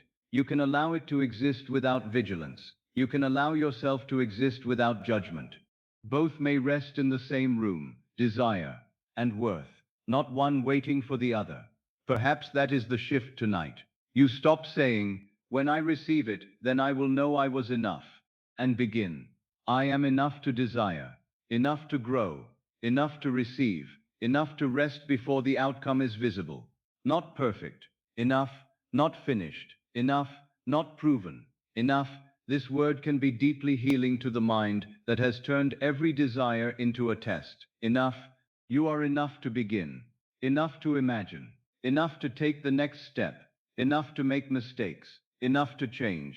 Enough to receive good when it appears. Enough to stop making the future responsible for repairing your identity. Let the future bring experience. Let the present hold dignity. Then desire does not need to carry your whole worth on its back. It can become what it was meant to be, a movement, an opening, an invitation. A desire can invite you forward, without condemning where you stand. And tonight, where you stand is enough for rest. No fixing before sleep. No becoming worthy before sleep. No proving before sleep. No catching up before sleep. The road can wait. The desire can wait without disappearing. You are still here, still allowed to want, still allowed to rest. Still allowed to believe that more can be experienced without treating the present self as less. Let that be enough for this night. Now we come to a distinction that is very close to the heart of everything I have taught. What you seek is first a state before it is a thing. The thing may have a name: money, marriage, recognition, a home, health, opportunity, freedom. But before any of these are objects in the world, they are meanings in consciousness. And unless you learn to recognize the state beneath the thing, You may spend your life thinking about fulfillment while never actually thinking from fulfillment. There is a great difference between the two. To think about security is to stand outside it and examine it. You ask, when will I finally be safe? You imagine what would have to change. You calculate how much would be enough. You wonder who must help. You imagine the right circumstances. You look at the present and compare it with the future. All of that may be thinking about security. But to think from security is different. It sounds more like, I can handle tomorrow when it comes. Notice the change. The first thought is asking for permission to become secure later. The second is already standing in the psychological position of security. Not because every outer question is answered, because the identity has moved. This is the movement I want you to understand. Thinking about love says, when will someone choose me? Thinking from love says, I no longer feel that I am standing outside love. Thinking about success says, when will I finally become someone? Thinking from success says, my ability has a place. Thinking about abundance says, how long before I have enough? Thinking from abundance says, I can make decisions from room rather than panic. Thinking about belonging says, where will I finally fit? Thinking from belonging says, I am not a stranger to my own life. These are not merely positive statements, they are different positions of consciousness, and position determines perspective. Imagine standing at the foot of a mountain, looking upward. From below, you see the distance, you see the difficulty, you see the height still remaining. Now imagine standing at the summit, looking back. The same mountain exists, but the relationship to it is entirely different. From below, the road is future. From above, the road is memory. This is what it means to move inwardly from thinking about the desire to thinking from fulfillment.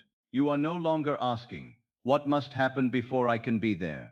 You are asking, what would life feel like from there? This does not require you to deny present facts.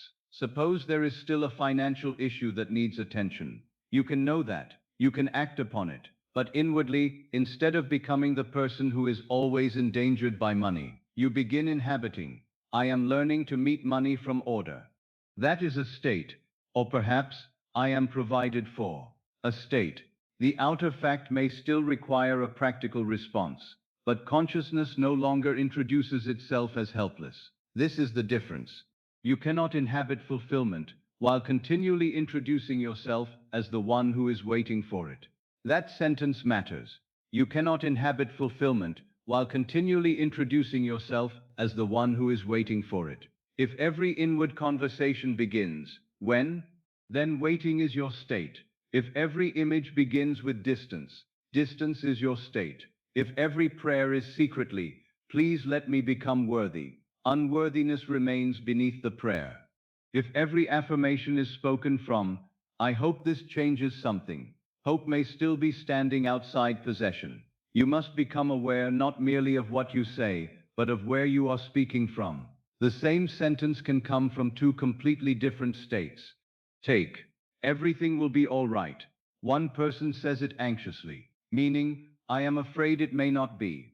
Another says it quietly, meaning, I have already decided not to make fear the final authority. Same words, different state.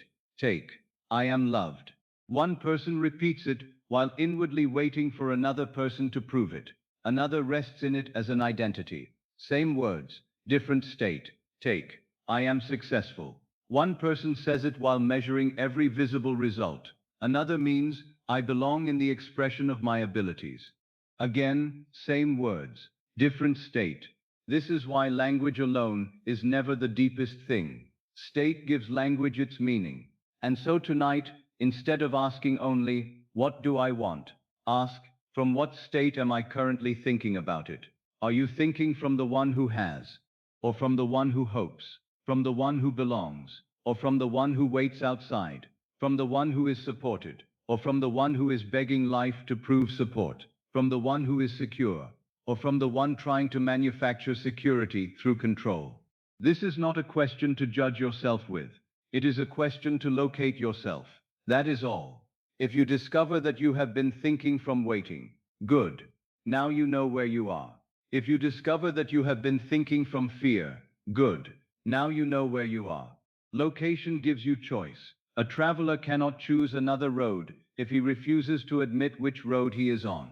So observe calmly. Perhaps you desire a relationship. What thoughts arise most naturally? When will I meet someone? Why has it not happened? Will I ever find the right person? Why do others have this and not me? These thoughts may seem to be about love, but psychologically they may all arise from I am outside love. That is the state. Now, what would thinking from love sound like? Not necessarily I have the perfect relationship. Perhaps that feels too far tonight. Go deeper. From love might sound like I am not excluded from love. I am someone who can receive affection. I do not need to turn every quiet evening into evidence of abandonment. I can let love be natural to me. Feel how the position changes. You are not forcing a person into existence. You are leaving the state of exile. Perhaps the deeper movement is from where is love to I belong in love. That is a state you can begin to occupy. Not perfectly, but deliberately. Suppose you desire financial abundance. What has thinking about it sounded like? How much longer?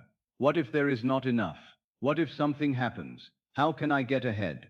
Again, these may be sensible questions in certain practical moments. But when they become the constant emotional background, the state is not abundance. The state is vigilance. Now ask, what does thinking from provision sound like? Perhaps I can make one wise decision at a time. I do not need to solve every future expense tonight. I can receive as well as earn. There is more than one possible route. I am not condemned to permanent scarcity. This is not fantasy. It is a different inner posture. One posture says, the future is a threat. The other says, the future can be met. And that difference is profound. Suppose you desire success. Thinking about success may be filled with measurement. How far? How long? Who is ahead? Who has noticed? What should I do next? Again, action may be necessary. But beneath all of it, what is the state? Perhaps, I am not yet enough. Then success becomes a moving horizon. Now think from expression. Perhaps, my work has meaning before applause. I can become more visible without becoming more worthy. I am capable of growth. I belong where my abilities are used. That is thinking from a state. Suppose you desire a home. Thinking about home says, when will I finally get there? Thinking from home may be, I can stop treating my whole life as temporary, or I am allowed to feel settled, or I belong somewhere. The outer house may still be desired. The state no longer waits entirely outside you. And this is why what you seek is a state before it is a thing. The thing is the visible embodiment. The state is the psychological atmosphere. The thing may arrive through routes you do not yet know. The state can be entered in imagination. This is what makes imagination so important. Imagination allows you to experience from a position before the senses fully confirm it. But again, be careful. Do not use imagination merely to look at the object. That can still be thinking about. Suppose you want a house. You imagine yourself standing across the road looking at it. Beautiful. But perhaps you are still outside. Now enter. Feel the familiar key. Know which chair is yours. Hear someone say, you have made this place your own. Now the imagination begins to think from home. Suppose you desire love. Do not merely see a picture of yourself beside someone as though observing two actors on a stage. Hear a familiar voice say, I am glad we have this life. And respond, so am I. Now you are thinking from relationship. Suppose you desire success. Do not imagine the announcement alone. Imagine an ordinary day after the achievement has become normal. Someone asks, how is the work going? You answer, very well. It feels natural now. That is from, not toward. This is subtle, and subtlety matters, because the conscious mind is trained to think in sequence. First cause, then process, then result. But imagination can occupy result and look backward. This is why the end is so powerful. Not because you are trying to trick yourself, because perspective changes when the end is occupied. From the end, waiting disappears. From the end, the question, will it happen, no longer belongs. From the end, you do not ask whether you are the person. You are. And that state, even if held only briefly, introduces consciousness to another normal. Perhaps this is easier to understand with memory. Think of something you already possess, your name, a familiar room, a skill you learned years ago. You do not think toward knowing your own name. You think from knowing it. You do not say, I hope one day I will know where I live. You know. The state of possession is quiet because the question has ended. This quietness is what you are learning. The fulfilled state may feel less dramatic than desire. Desire often has intensity because it contains distance. Fulfillment may feel almost ordinary. That is why some people miss it in imagination. They think they should feel tremendous excitement, but excitement belongs often to arrival. I want you to know residence. What is the state when the desired thing has been yours long enough to become part of your life? That is a powerful place. Security after security is normal. Love after love is normal. Success after success is no longer astonishing. Home after home has become familiar. The state settles. Thinking from fulfillment may be almost boring to the part of you addicted to pursuit. Good. Boring can mean natural. Imagine someone who has lived for years in a beautiful home. Do they walk through every room each morning shouting, I cannot believe this is mine? Perhaps not. They make tea. They open a window. They place a book on the table. Home is no longer an event. It is identity. That is the kind of psychological familiarity you are cultivating. Suppose abundance is the state. Perhaps the fulfilled scene is not counting a fortune. Maybe it is receiving an ordinary bill and thinking, this is manageable. That one thought may imply more security than a theatrical picture of wealth. Suppose love is the state. Perhaps the fulfilled scene is saying good night without fear. No checking, no testing, just good night. And inwardly, of course we are well. That may imply deeper security than an elaborate romantic scene. Suppose success is the state. Perhaps the fulfilled scene is finishing a day's work and feeling satisfaction. No applause, just, that was good work, from, not about. This is where the phrase, living in the end, becomes practical. It is not pretending outwardly that facts are different. It is taking up inward residence in the identity for whom the desired condition is normal. You do not need to walk into a bank and behave as though the account contains money it does not contain. That would be foolish. You do not need to tell others that a relationship exists when it does not. That would be false. You do not need to neglect practical obligations because you imagined completion. No. The change is inward. You act intelligently according to the facts before you, while refusing to derive identity from those facts. That is the discipline. You can say, this is what exists outwardly today. And also, this is not the only state I am permitted to occupy inwardly. The senses report circumstance. Imagination chooses meaning, and meaning becomes the place from which you live. This is why Neville speaks so much of states. A state is larger than a thought. A state is a whole psychological posture.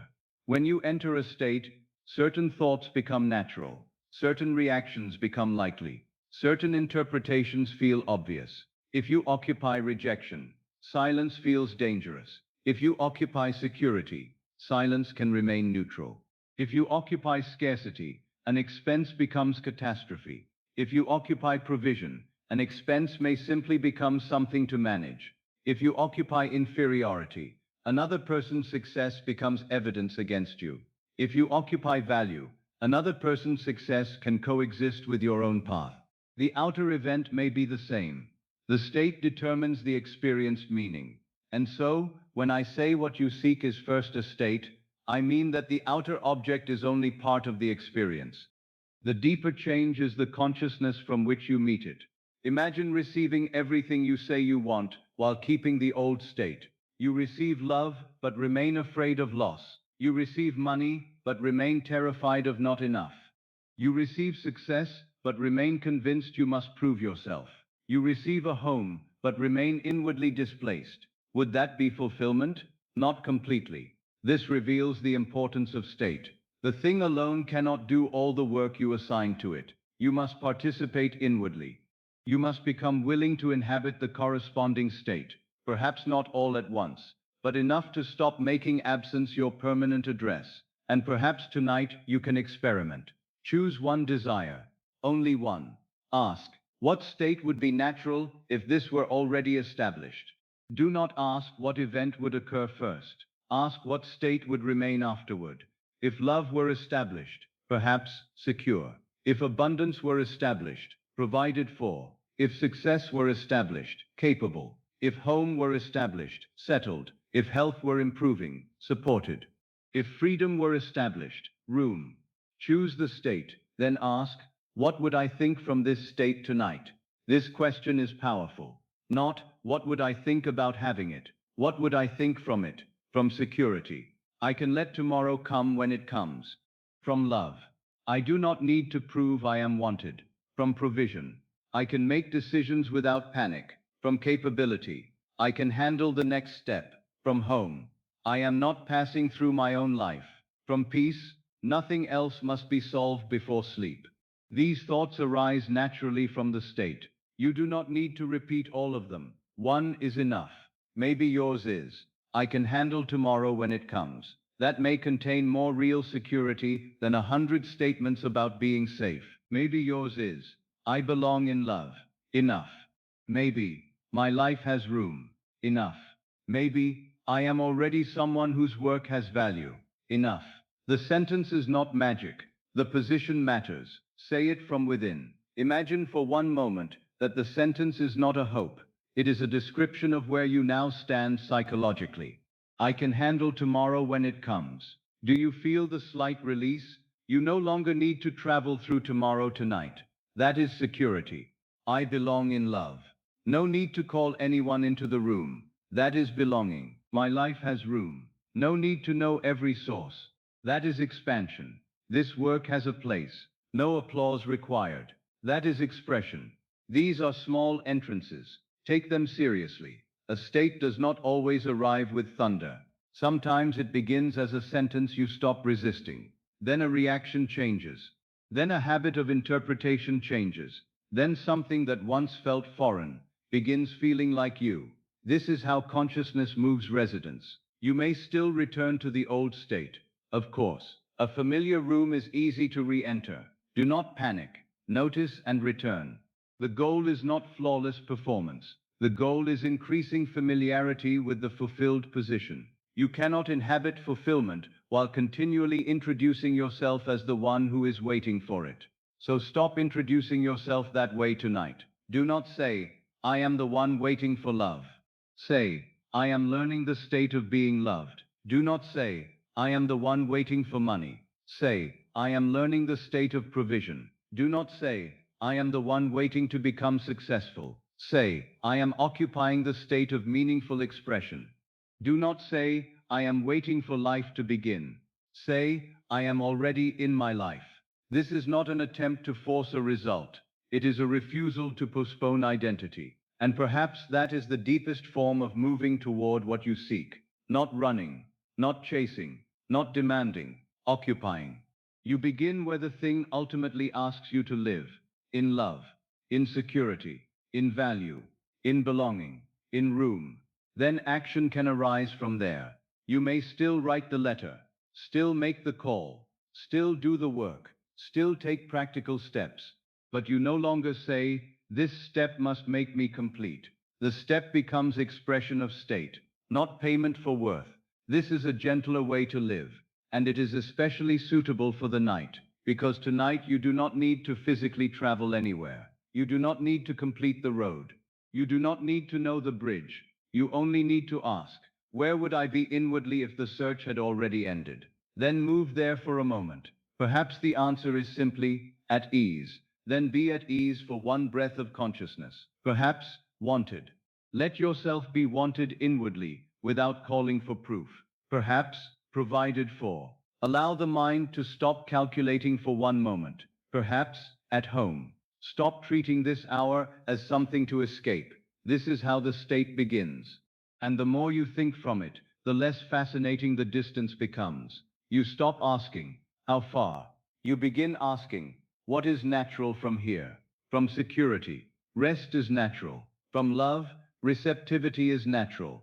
From value, expression is natural. From belonging, presence is natural. From provision, wise action is natural. The state begins generating its own thoughts. That is when you know you are no longer merely thinking about it. You are beginning to think from it. And perhaps tonight, that is enough. Not the whole thing, the state, not the whole road, the position, not the answer to every question, only the quiet recognition. What I seek outwardly corresponds to something I can begin to occupy inwardly. Let that remain with you. The thing may still have its season. The state can begin now. And when you begin to know the state from within, you are no longer merely standing outside fulfillment describing it. You have begun to enter. There is another habit I would have you notice, because it can quietly pull you out of the state almost as soon as you enter it. You imagine the end.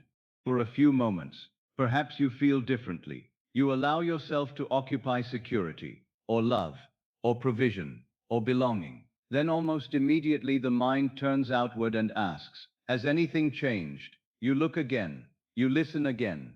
You inspect the same circumstances that convinced you of absence before. And if they appear unchanged, you say, then perhaps nothing happened. Do you see what occurred? For one moment you entered another state. Then you demanded that the old evidence certify it. You placed the new assumption before the very conditions that were formed under the old one, and asked them whether you were allowed to continue. This is the strange habit of checking too soon. It seems reasonable. The conscious mind says, if this is true, surely I should be able to see proof. But the moment you make proof the condition for remaining in the state, the proof becomes your authority again. You have returned from, I am secure, to, am I secure yet? From, I am loved, to, has anyone shown me enough evidence? From, I am provided for, to, has the account changed? From, I belong, to, has someone confirmed that I belong? And the psychological position is different. The question itself reveals the movement. Has anything changed? Who asks that question? Usually the one who is still waiting, the one standing outside the door, the one looking at the clock, the one measuring distance, the one who believes fulfillment must first appear in the senses before consciousness may rest. This is why checking can become so deceptive. It dresses itself as observation, but often it is doubt asking to be reassured. You are not merely looking, you are asking the world, may I continue believing what I selected? And if the world does not answer quickly enough, you withdraw the assumption. The state cannot become natural while you keep dragging it before the court of appearances. Imagine bringing your chosen state before a judge every hour. The state says, I am supported. The judge asks, where is the evidence? You produce one small thing. The judge says, not enough. The state says, I am loved. The judge asks, who proved it today? You search memory. The state says, I am successful. The judge says, then why has this not happened? Every hour, another trial. Every night, another hearing. No state can feel like home, while it is continually required to defend its right to exist. Eventually you must dismiss the court, not reality, the court. There is a difference. I am not asking you to deny facts. If a payment is due, know that it is due. If a letter has not arrived, know that it has not arrived. If a person has not answered, know that they have not answered. If a decision is still pending, let it be pending. Facts can be acknowledged without becoming judges. This is the discipline.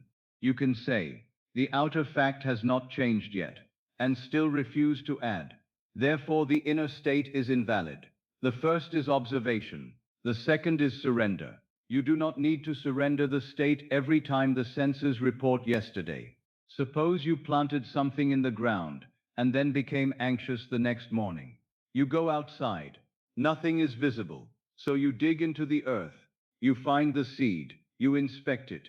You say, it does not look like a tree. Then you bury it again. The next morning, again. Still no tree. So you disturb the soil once more. Again you examine the seed. Again you ask it to prove that growth is occurring. Perhaps you would eventually understand that the checking itself is interfering with the very process you claim to trust. Now I do not use this metaphor to promise that every desire must unfold in one predetermined way. I use it to show you what happens psychologically when you cannot leave an assumption undisturbed. You never allow it to become familiar.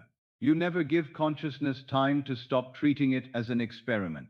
Every few hours you dig it up and ask, do I believe this yet? Has it worked yet? Is there evidence yet? Then you wonder why the state still feels new. You have not lived from it. You have audited it. There is another image I like even more. Imagine writing an important letter. You seal it. You hand it to a messenger. The messenger begins walking down the road. But after 10 steps you run behind him and ask, has it arrived? He says, no. I have only taken 10 steps. You let him continue. Then you run after him again. What about now? No? Again. And now? At some point the messenger cannot deliver the letter because you will not stop interrupting his journey. This is how the mind behaves with desire. You have selected an inward end. You have impressed yourself with a different state. Then before the experience has even had time to become psychologically natural, you chase the messenger. Is it here? Is it here? Is it here? Perhaps what you need most is not another imaginal scene. Perhaps you need to stop running after the messenger. Let the letter go. Let the state remain. Let life have room to move without your continual interrogation. There is tremendous peace in this. Suppose tonight you accept, I am supported. Then tomorrow morning you awaken and the same practical problem exists. The old habit says, see, nothing changed. But why must one morning be the verdict? Perhaps support first appears as greater clarity. Perhaps you handle the problem without panic. Perhaps you notice an option you would have missed while frightened. Perhaps someone gives useful information. Perhaps the situation takes time. Perhaps the first visible change is not in the problem at all, but in your relation to it. Do not become so addicted to one form of evidence that you miss the state becoming real through you. This matters, because many people imagine fulfillment and then look only for spectacle. They expect the whole world to rearrange before breakfast.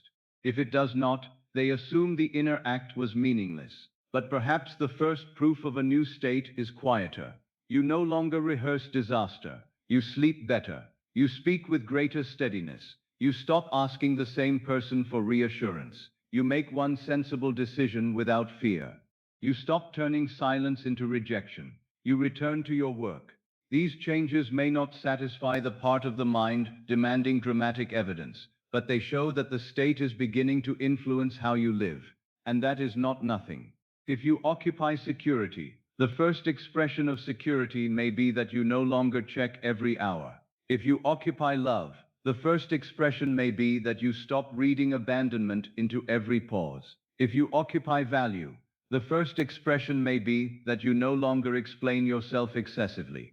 If you occupy provision, the first expression may be a calmer relationship with practical responsibility. A state becomes visible first in the kind of meaning you stop producing. This is worth remembering. Do not look only for what has appeared. Notice what is no longer necessary. Perhaps yesterday you would have worried for 3 hours. Today you worried for 30 minutes, and then returned to yourself. That matters. Perhaps last week you would have interpreted one delay as catastrophe. Now you think, I do not know what this means yet. That matters. Perhaps before, you could not hear good news without immediately asking what might go wrong. Now you allow yourself to enjoy it. That matters. These are changes in residence. Consciousness is beginning to live somewhere else. Yet if you insist that only one external event counts as proof, you may ignore every inward movement and return unnecessarily to the old state. So be careful with the word evidence. Evidence is useful in practical life. If you are making a business decision, examine evidence. If you are signing an agreement, read it. If your health requires evaluation, seek proper assessment. If you need facts, obtain facts. I am not teaching carelessness. I am speaking of the psychological habit of asking outward facts to decide whether you are permitted to occupy an inward state. That is different. You can read a contract carefully, without reading your worth from it. You can examine an account without reading your destiny from the number. You can listen to another person honestly, without making their mood the measure of your lovability. Facts can inform action. They do not need to define being. This separation makes you far more stable. Suppose a person says something disappointing. If your state depends entirely upon favorable evidence, you collapse immediately. You say, I thought I was secure, but now look. No. You may feel disappointed. You may need to respond. Perhaps a boundary must be set. Perhaps a conversation must happen. But security can remain the state from which you respond. That is what it means for a state to become real. Not that nothing contrary ever appears, but that every contrary appearance no longer evicts you. A house does not stop being your home because rain strikes the windows. Weather is not eviction. Likewise, one difficult day is not eviction from security. One rejection is not eviction from value. One expense is not eviction from provision. One silence is not eviction from love. Unless you hand the keys back. Checking too soon is often the habit of handing the keys back. You enter the new house inwardly. Then someone knocks and says, Are you sure you live here? And you answer, I do not know. Let me go outside and check the name on the door. No. If you chose the state, remain long enough to know its rooms. Let it become familiar. At first, perhaps you need to remember deliberately, I am supported. Later, the state itself begins producing thoughts. This can be handled. I do not need to panic. I can wait for more information. Then you know the house is becoming yours. Naturalness comes from residence, not inspection. You cannot become accustomed to a room if you stand at the doorway constantly asking whether you are really inside. Enter, sit, remain. This is why sleep is so useful for this work. At night, you have an opportunity to stop checking. The post office is closed. The office is closed. The account will not benefit from one more anxious calculation. The conversation does not improve because you repeat it in bed.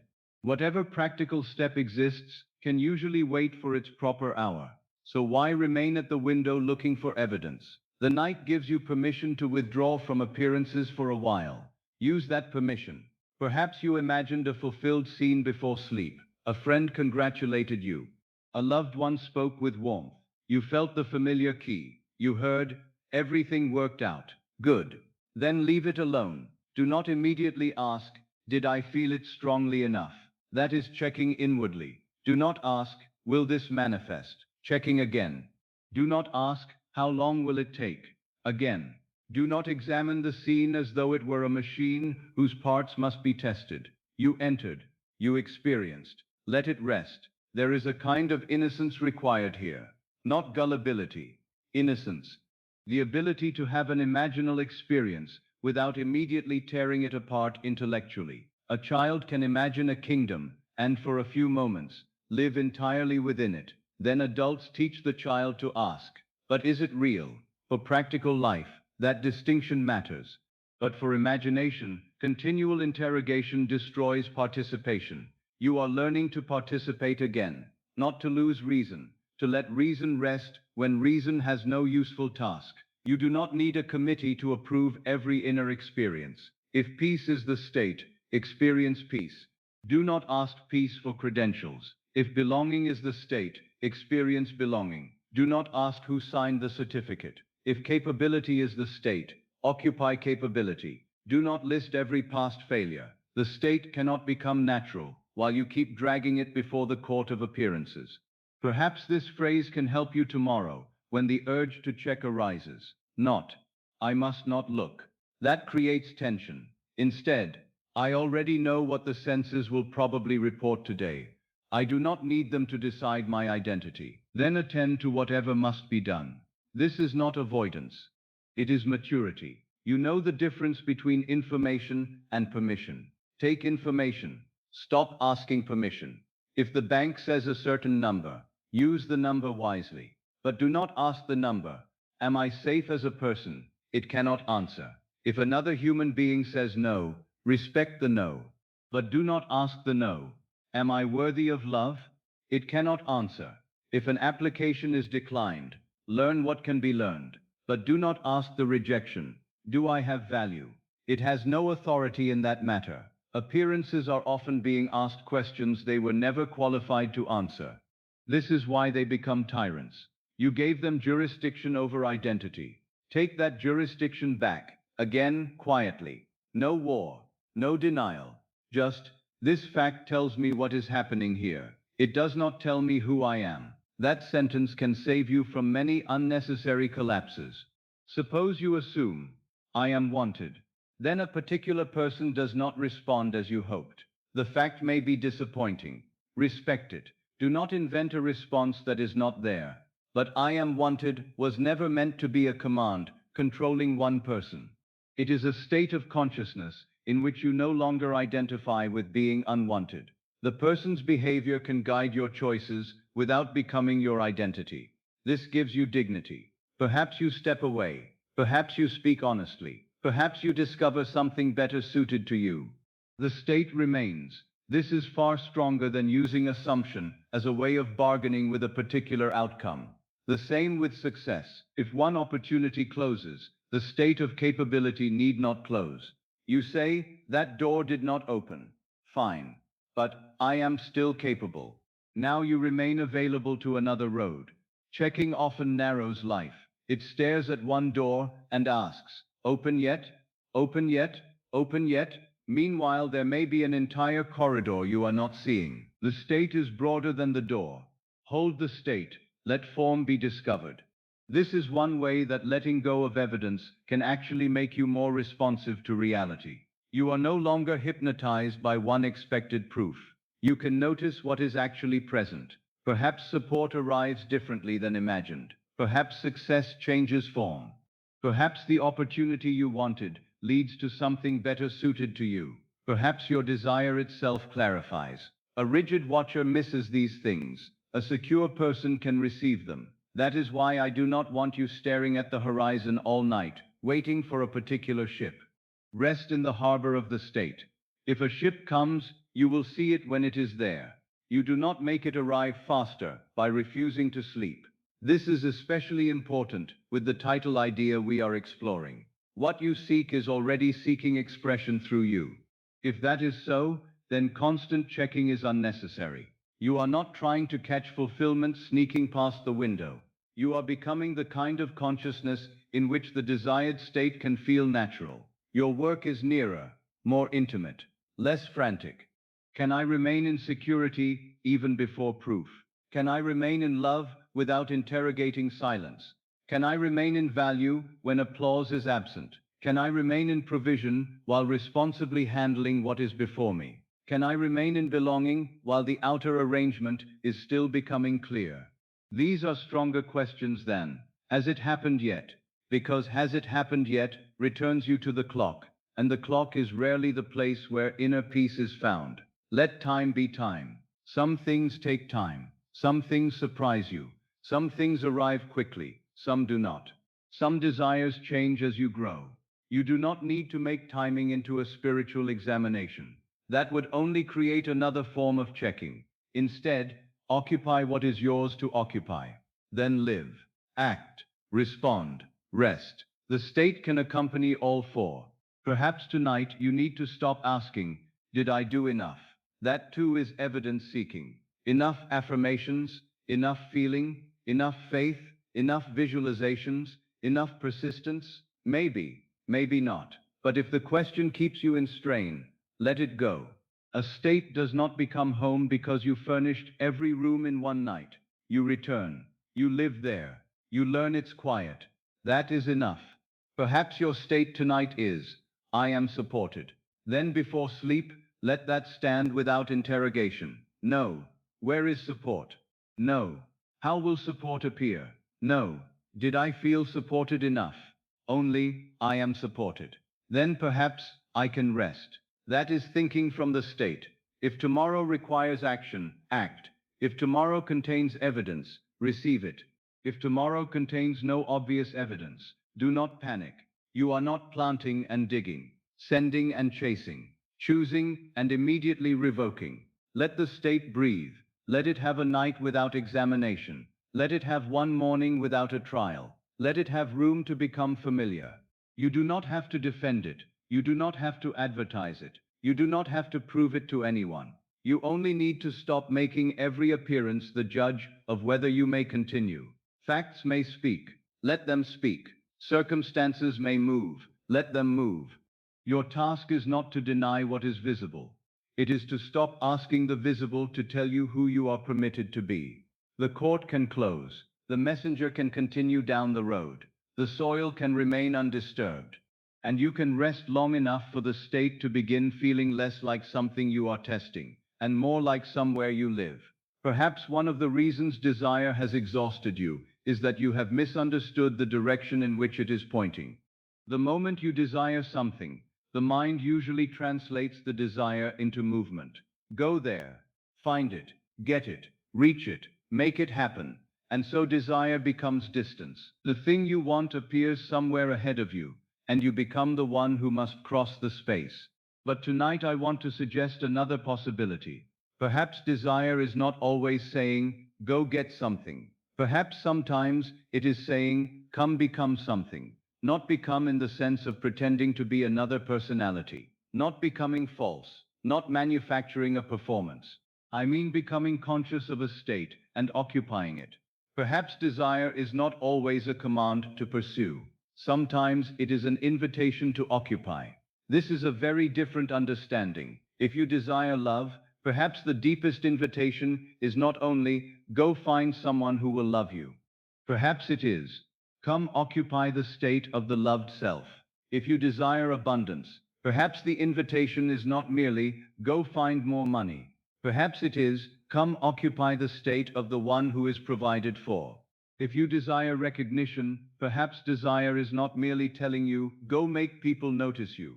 Perhaps it is saying, come occupy the state of the one who already knows his value. If you desire peace, perhaps the invitation is not, go remove everything that could possibly disturb you. Perhaps it is, come occupy the state that no longer treats every disturbance as danger. Do you see the reversal? Desire appears to point outward, but often it is also pointing inward. It names a state you have not yet made natural, and until you occupy that state, you may continue chasing its symbols. Think of love. A person says, I want to be loved. Very well. Then what does the mind usually do? It begins looking outward. Who? When? Where? Will someone appear? Will this person choose me? Will that relationship work? All attention moves toward persons and circumstances. But what if for a moment you stopped asking who would provide the evidence and instead asked, what is the loved self? How does the loved self experience an ordinary evening? Not the first dramatic moment of romance. An ordinary evening. Does the loved self inspect every silence? Does the loved self interpret one delayed answer as abandonment? Does the loved self assume that affection is always about to disappear? Perhaps not. The loved self is not necessarily someone surrounded by constant declarations. The loved self may simply be someone who no longer lives psychologically outside the house of love. She does not enter every relationship asking, may I stay? She is no longer permanently on trial. She can receive affection without turning it immediately into fear. She can be alone for an evening without translating solitude into rejection. She knows the difference between being physically alone and being inwardly unwanted. This is a state, and the desire for love may be calling you toward that state before any particular person completes the outer picture. Again, this does not mean people are unimportant. Human relationship is real. Companionship is real. Affection matters. I am not asking you to replace human love with an abstract concept. I am saying that if you remain inwardly the rejected self, even love may be difficult to receive. So desire may be asking you to meet the loved self first, not perfectly, but enough to recognize her. What would she no longer need to prove? What would she no longer need to chase? What would she stop saying about herself? Perhaps she would no longer say, I always care more. I am always the one left behind. No one stays. I have to earn affection. Those may be the garments of the unloved state. The loved state wears something different. Perhaps, I am someone love can remain with. Or simply, I belong. That is an occupation. Now consider abundance. You say, I want more. Immediately the mind reaches outward. More money. More opportunity. More resources. Again, nothing wrong with these. But what is the state beneath them? The provided for self. How does the provided for self meet life? Does he spend the entire night mentally counting future shortages? Does he assume that every unexpected expense means disaster?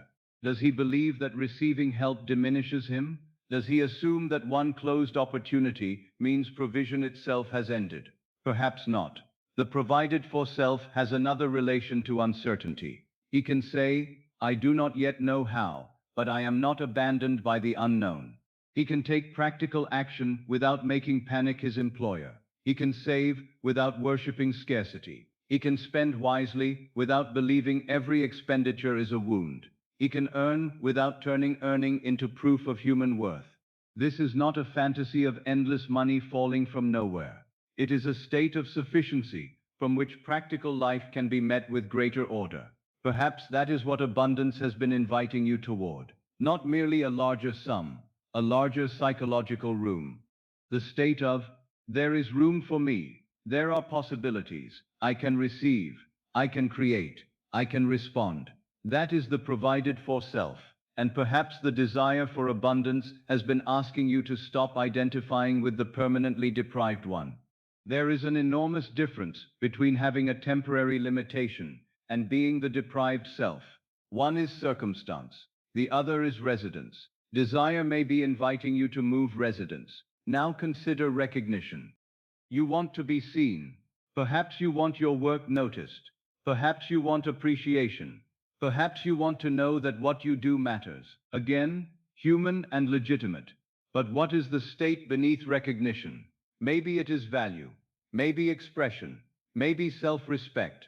Then perhaps the desire is not only asking you to find an audience. Perhaps it is asking you to stop abandoning your own work before anyone else has seen it. The self who knows his value does not need to pretend he is superior. Value is not superiority. He simply no longer needs everyone else to sign the same paper before he can respect what is his. He can say, this is worth doing, even before applause. He can improve without insulting himself. He can accept criticism without turning criticism into identity. He can enter a room without feeling that he must prove the right to exist there. This is a state. Perhaps recognition is the outer symbol. Value is the inner occupation. And if you refuse to occupy value until recognition arrives, you may keep asking recognition to perform a task no amount of applause can permanently perform. You receive praise. For a moment, you feel seen. Then the praise fades. You ask again. More. Another person. Another result. Another achievement. The state never settled. So the desire returns. Perhaps not because the world has not praised you enough. Perhaps because the self who knows his value is still waiting to be occupied. Come become something. That is the invitation. Not become worthy, but become conscious of the state you have been asking the world to give you. There is another way to understand this. A desire may be like a room in a house you have never entered. You know it is there. Perhaps you have walked past the door many times. You have imagined what is inside. You have spoken about it. You have tried to find someone who might unlock it. Then one evening you discover that the door opens inward. This is what many desires are like. You kept pulling outward. The door opens inward. You wanted to become secure by controlling the future. The door opens inward. You wanted to become loved by controlling another person's response. The door opens inward. You wanted to become valuable by accumulating proof. The door opens inward. You wanted to become free by arranging every circumstance perfectly. The door opens inward. Not because circumstances do not matter, because the state itself cannot be entered from the outside. Others can confirm it. Circumstances can reflect it. Objects can embody it. But occupation is inward. You cannot outsource occupation. No one can inhabit a state for you. Another person can love you beautifully, but you must still be willing to receive loveness. Money can arrive, but you must still be willing to release the identity of perpetual lack. Recognition can come, but you must still stop secretly thinking, they will discover I do not belong. A home can be yours, but you must still be willing to stop treating yourself as temporary. The outer thing may open the opportunity. Consciousness must still enter. This is why desire may return again and again. It is not always asking for more effort. Perhaps it is asking for deeper occupation. You keep saying, I want peace, and then spend each evening rehearsing what could go wrong. Perhaps peace says, come here. You answer, yes, but first I need to solve everything. Peace says, no, come here. You say, after the letter. Peace says, come here. After the money. Come here. After they decide. Come here. After I know. And perhaps this is the entire lesson. Peace is not waiting at the end of complete knowledge. It is a state that must be entered while some things remain unknown. Otherwise, you will never meet it. There will always be another unknown, another decision, another possibility, another unfinished matter. If peace required a world without uncertainty, peace would be impossible in human life. So the desire for peace may be an invitation to become the one who can remain inwardly steady without demanding the removal of every unknown. That is occupation. The same is true of freedom. Many people say, I will be free when I have enough money, when this obligation ends, when someone changes, when this chapter closes. Perhaps some of those changes truly would create greater outer freedom. Good. Work toward them wisely. But what inner state does freedom represent? Perhaps it means, I no longer feel compelled by every fear. That form of freedom can begin tonight. You may still have obligations tomorrow, but fear does not have to be one of them. You may still have responsibilities, but self-condemnation does not have to accompany them. You may still need to make decisions, but the decision does not have to be made beneath the belief, my whole life depends upon never making a mistake. This is inner freedom. Perhaps the outer desire is calling you toward it. Come become something, not someone artificial, something deeper. The secure self, the loved self, the provided for self, the expressed self, the peaceful self, the self who belongs. You have occupied many selves already. This is important to recognize. You know what it is to occupy the worried self. When you are in that state, certain thoughts come naturally. What if? You do not have to force them. They appear. You know the rejected self. In that state, silence becomes evidence. You know the deprived self. In that state, every expense feels larger. You know the overlooked self. In that state, another person's success feels personal. These states produce their own thoughts. Therefore, if unwanted states can be occupied, so can desired ones. The state is not some mystical personality you must invent. It is a pattern of assumption, a way of interpreting, a way of standing psychologically. And every state has its own language. The loved self says, I do not need to audition tonight. The secure self says, I can meet tomorrow when it comes. The provided for self says, I am not trapped by one moment. The valued self says, my worth is not created by applause. The peaceful self says, nothing more needs to be solved before rest. That is what a state sounds like. Simple, not theatrical. You may notice that none of these statements describe a grand event. They describe a relationship with life. This is important because perhaps what you seek is not only an event. Perhaps it is a new relationship with your own existence. You thought you wanted money. Perhaps you wanted room. You thought you wanted love. Perhaps you wanted to stop standing outside belonging. You thought you wanted success. Perhaps you wanted your own life to feel like a place where your abilities are welcome. You thought you wanted a home. Perhaps you wanted an end to inward displacement. The desire is not wrong in its outer form, but its inner form may be deeper than you first imagined.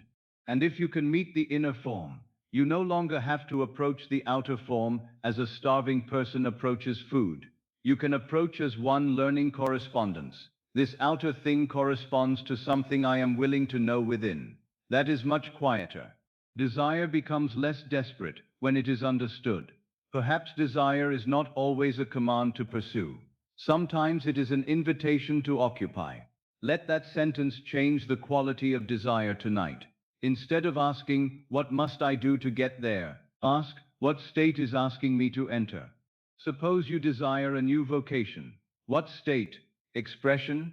Capability? Meaning? Contribution? Perhaps, I have something worth giving. Occupy that before the whole vocation changes. What would that self do tomorrow? Perhaps take one practical step. Learn, write, ask, offer. But the step comes from expression, not from panic. Suppose you desire a relationship. What state? Belonging? Chosen? Secure? Perhaps, I am at home in love. What would that self do? Maybe receive. Maybe stop chasing someone unavailable. Maybe allow a new person to be known slowly. Maybe speak honestly. The state does not prescribe one mechanical action. It changes the quality of action. Suppose you desire abundance. What state?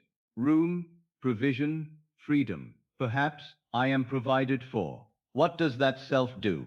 Maybe review money calmly. Maybe accept an opportunity.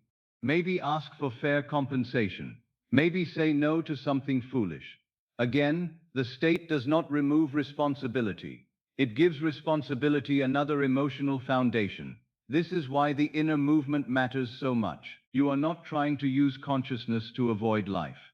You are trying to stop entering life from the identity of permanent absence. There is another subtle point. Do not turn becoming into another chase. The mind may hear, I must become the loved self. Then it creates another goal. How do I become her? How long will it take? Am I the loved self yet? Now you are chasing an identity. No. Occupation is simpler. For one moment, imagine what the loved self would no longer need to think. Stop thinking it for that moment.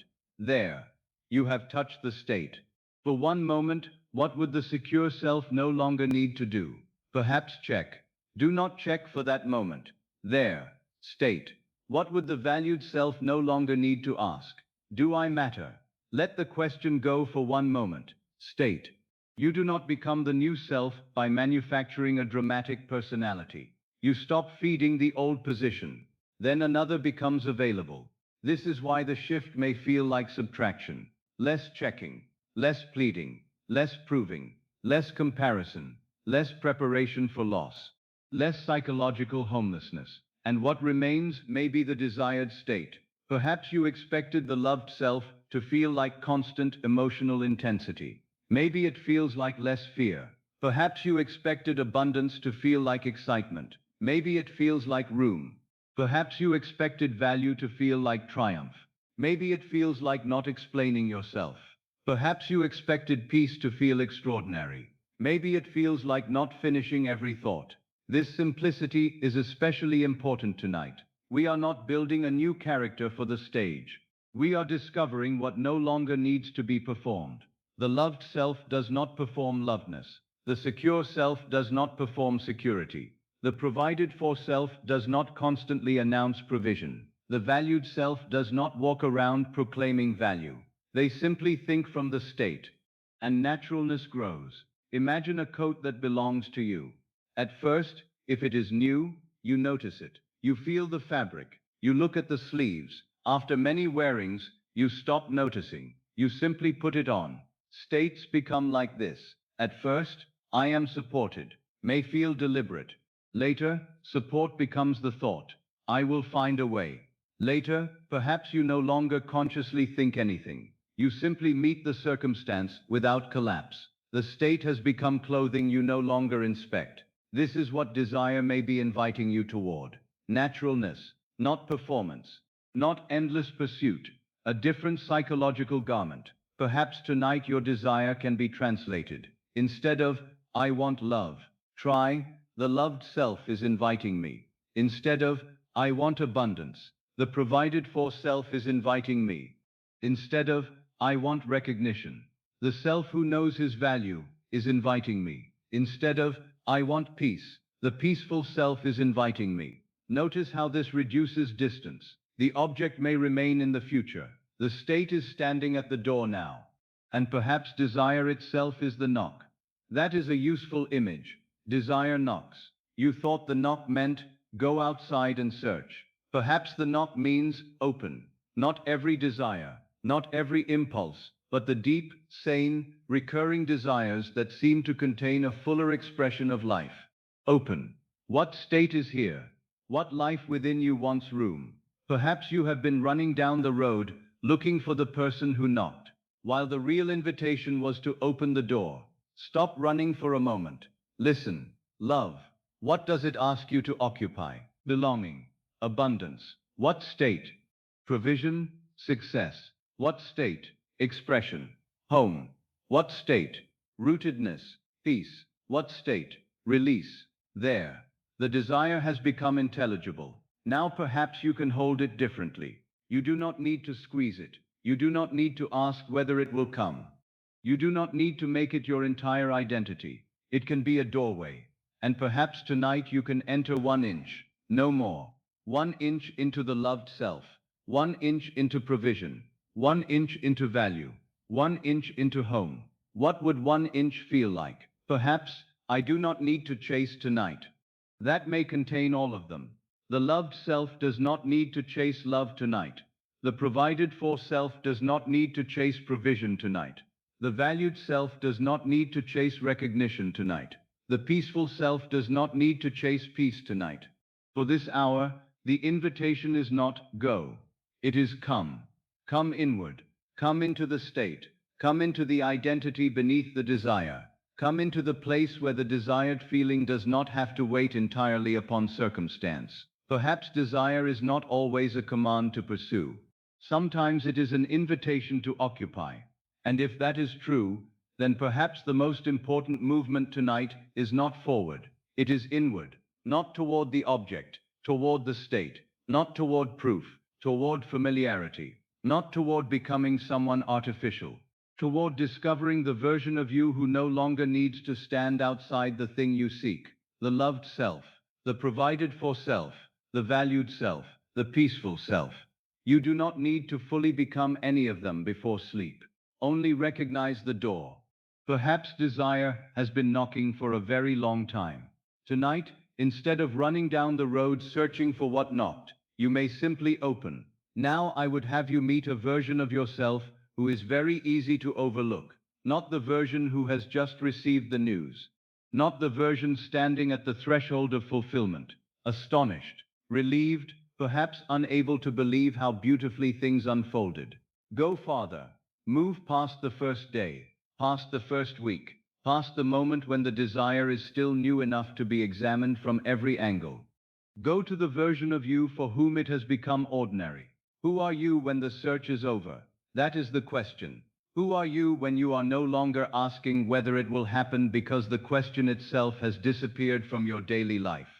This version of you may teach you more about fulfillment than the dramatic image of receiving what you want. Because arrival is exciting. Residence is revealing. Anyone can imagine excitement. But can you imagine normality? Can you imagine the day when what you once longed for is no longer the central subject of your inner conversation? That is a very different state. Suppose you desire love. You could imagine the first declaration, the first moment of certainty, the first evening in which you know the relationship is real, beautiful. But go farther. Months later, what are you like?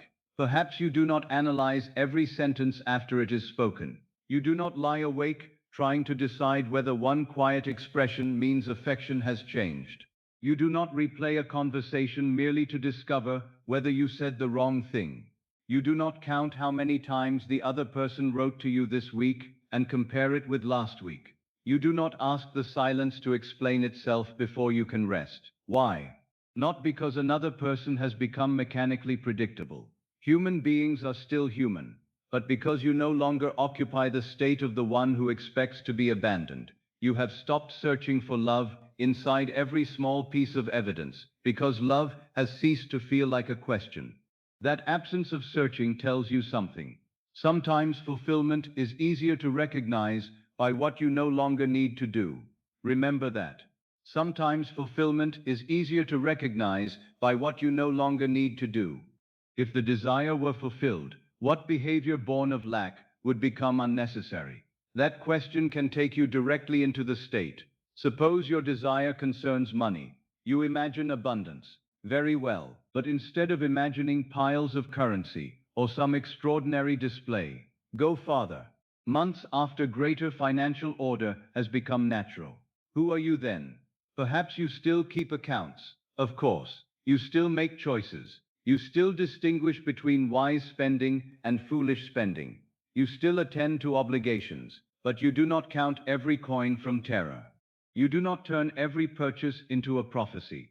You do not wake in the night and mentally calculate the same figures again, because fear believes repetition will create safety. You no longer treat every unexpected expense as proof that life is against you. The arithmetic may remain. The fear around the arithmetic has changed. That is fulfillment at the level of identity. You do not merely have more. You are no longer the one who experiences every financial fact through the assumption of permanent insufficiency. Perhaps that is what you should imagine, not the money arriving. The end of the old vigilance. Imagine closing the ledger, not dramatically, naturally. You look at the page. Everything that requires attention has been attended to for the evening. You close it. You do not reopen it 10 minutes later. You do not carry the figures into bed.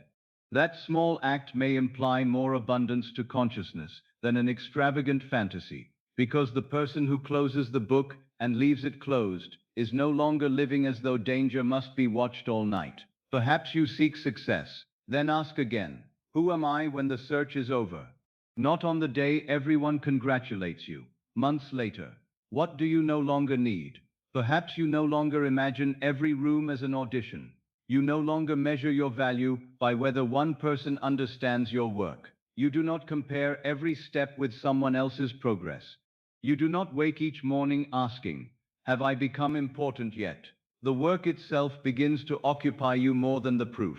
You create, you decide, you improve, you accept criticism where it is useful. You dismiss what is not. You begin to think less about whether you are allowed to do the work because doing the work has become natural. This is a very different image of success. No trumpet, no grand announcement, simply the disappearance of the old inward permission seeking. Perhaps someone says, you seem so settled in what you do now. And you answer, yes, it finally feels like mine. That is an image from residence, not arrival. Perhaps your desire is a home. Then who are you months after moving there? You no longer walk from room to room saying, I cannot believe this belongs to me. Perhaps that happened during the first days, but months later, you place the key where you always place it.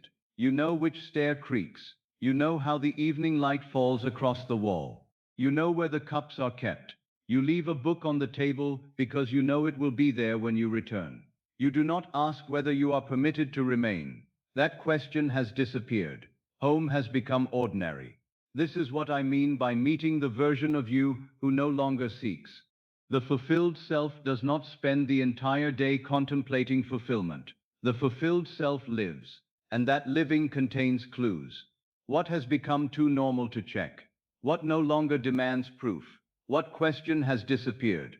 What behavior no longer feels necessary? This is often where the state is hiding. Suppose you desire to feel secure, then perhaps the fulfilled version of you is not the person who knows every future event. There will always be unknowns. Maybe security looks like not needing to know them in advance. You receive a letter saying a decision will be made later.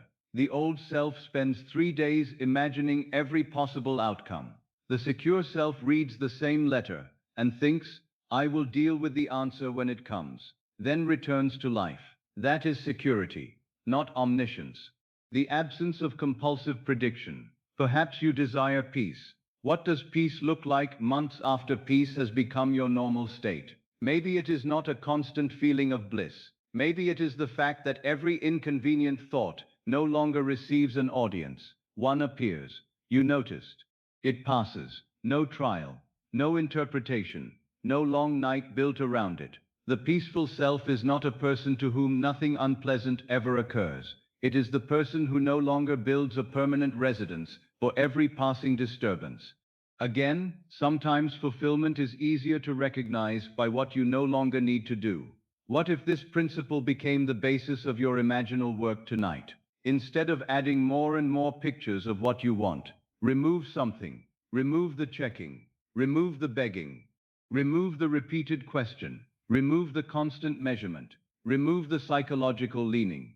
Then notice who remains. Perhaps you have spent so much time imagining what fulfillment will add, that you have never considered what it will subtract. Love may subtract suspicion. Provision may subtract panic. Success may subtract the need to prove. Belonging may subtract the feeling of being temporary. Security may subtract constant preparation for disaster. Freedom may subtract the belief that fear deserves obedience. Peace may subtract the inner argument. What would fulfillment remove from your ordinary day? That question is quiet. And because it is quiet, it is useful for sleep. You do not need to construct a complicated future. You only need to imagine the absence of one old necessity. Perhaps you have been waiting for a certain letter. Then instead of imagining the postman arriving, imagine being the person for whom that letter is old news. You are at breakfast months later. Someone mentions the matter casually. You say, "Oh yes, that worked out." Then continue with your meal. Feel the ordinariness. The old self would have made the letter the center of the world. The fulfilled self barely gives it a moment, because the question has been settled for some time. That is powerful. Not because you are forcing a specific event, because you are occupying the psychological position beyond waiting. Suppose you desire a relationship. Perhaps the scene is not the first meeting, not the first kiss, not the dramatic confession. Months later, you are discussing something ordinary. What to have for supper, whether to visit someone on Sunday, a book you are reading. And beneath the ordinary conversation, there is a quiet fact. You are not wondering whether love exists. The absence of wondering is the state. Perhaps you hear a familiar voice from another room and feel no need to call out merely to make sure the person is still there. You know. That knowing is far more settled than the excitement of first arrival. Or suppose you desire recognition. Instead of imagining applause, imagine being busy with the next piece of work. Someone says, "You have become very established." You smile almost absent-mindedly because your attention is on what you are creating. There, the old need for proof is no longer central. That tells you who you are. There is a temptation to make imaginal fulfillment dramatic, because drama creates emotion. But ordinary fulfillment can be more convincing. Why? Because ordinary things are the things we have accepted. If you still feel the need to gasp every time you imagine the desire, perhaps you are imagining arrival rather than residence. There is nothing wrong with arrival, but residence is deeper. Residence says, "This belongs in my life." Not, "I cannot believe this happened." But, "Of course this is part of my life now." Perhaps you do not even say the words. The state speaks through normal behavior. This is why I want you to study the version of you who no longer searches. What does this person stop carrying? Maybe they stop carrying every unanswered letter through the night. Maybe they stop carrying every person's opinion into the next room. Maybe they stop carrying money as a threat. Maybe they stop carrying their work as a plea for significance. Maybe they stop carrying loneliness as evidence of being unloved. Maybe they stop carrying delay as proof of failure. The outer world can still contain letters, opinions, money, work, solitude, delay. But the identity around them has changed. This is an important distinction. Fulfillment does not mean the elimination of ordinary life. It means ordinary life is no longer constantly translated through the old state. The loved self may still experience a misunderstanding, but does not immediately conclude it is ending. The provided for self may still encounter an expense, but does not immediately conclude, "I am ruined." The valued self may still receive criticism, but does not immediately conclude, "I am worthless." The secure self may still face uncertainty, but does not immediately conclude, "I am in danger." The state is revealed in the interpretation that no longer happens automatically. This is why subtraction is so useful. Ask, if I were already this person, what conclusion would I stop drawing? That may lead you straight to the new identity. If loved, I would stop making silence mean abandonment. If secure, I would stop making uncertainty mean danger. If provided for, I would stop making every expense mean scarcity. If successful, I would stop making every setback mean failure. If at home, I would stop making temporary conditions mean I do not belong. Then perhaps you do not need a grand affirmation. You can simply stop completing the old sentence. Something happens. The old thought begins. This means, and you do not finish it. That incompletion is already movement. You are leaving the old identity without having to shout the new one. This is very subtle, and perhaps very powerful. The old self searches not only with the body, it searches for meaning. It searches every event for proof of the old conclusion. The new self stops searching the same way. The absence of search becomes evidence of a different state. Imagine that for a moment. You are not waiting at the window. You are not listening for the post. You are not replaying the conversation. You are not counting. You are not asking for a sign. You are not comparing the day with yesterday. You are living. What does that feel like? At first, perhaps strangely empty, because pursuit has occupied so much mental space. You may even mistake the absence of searching for indifference. It is not indifference, it is possession. A person who owns a coat does not spend every hour wondering whether the coat still belongs to him. A person who knows his name does not ask for proof of it before breakfast. Possession is quiet, and psychological possession can be quiet too. Perhaps you have associated desire with intensity for so long that calm feels like giving up. But maybe calm is exactly what the fulfilled state would feel like. The search is over. Why would you remain frantic? Perhaps you ask, if I stop seeking, will I become passive? Again, no. The fulfilled self still acts. The secure self still pays attention. The loved self still communicates. The successful self still works.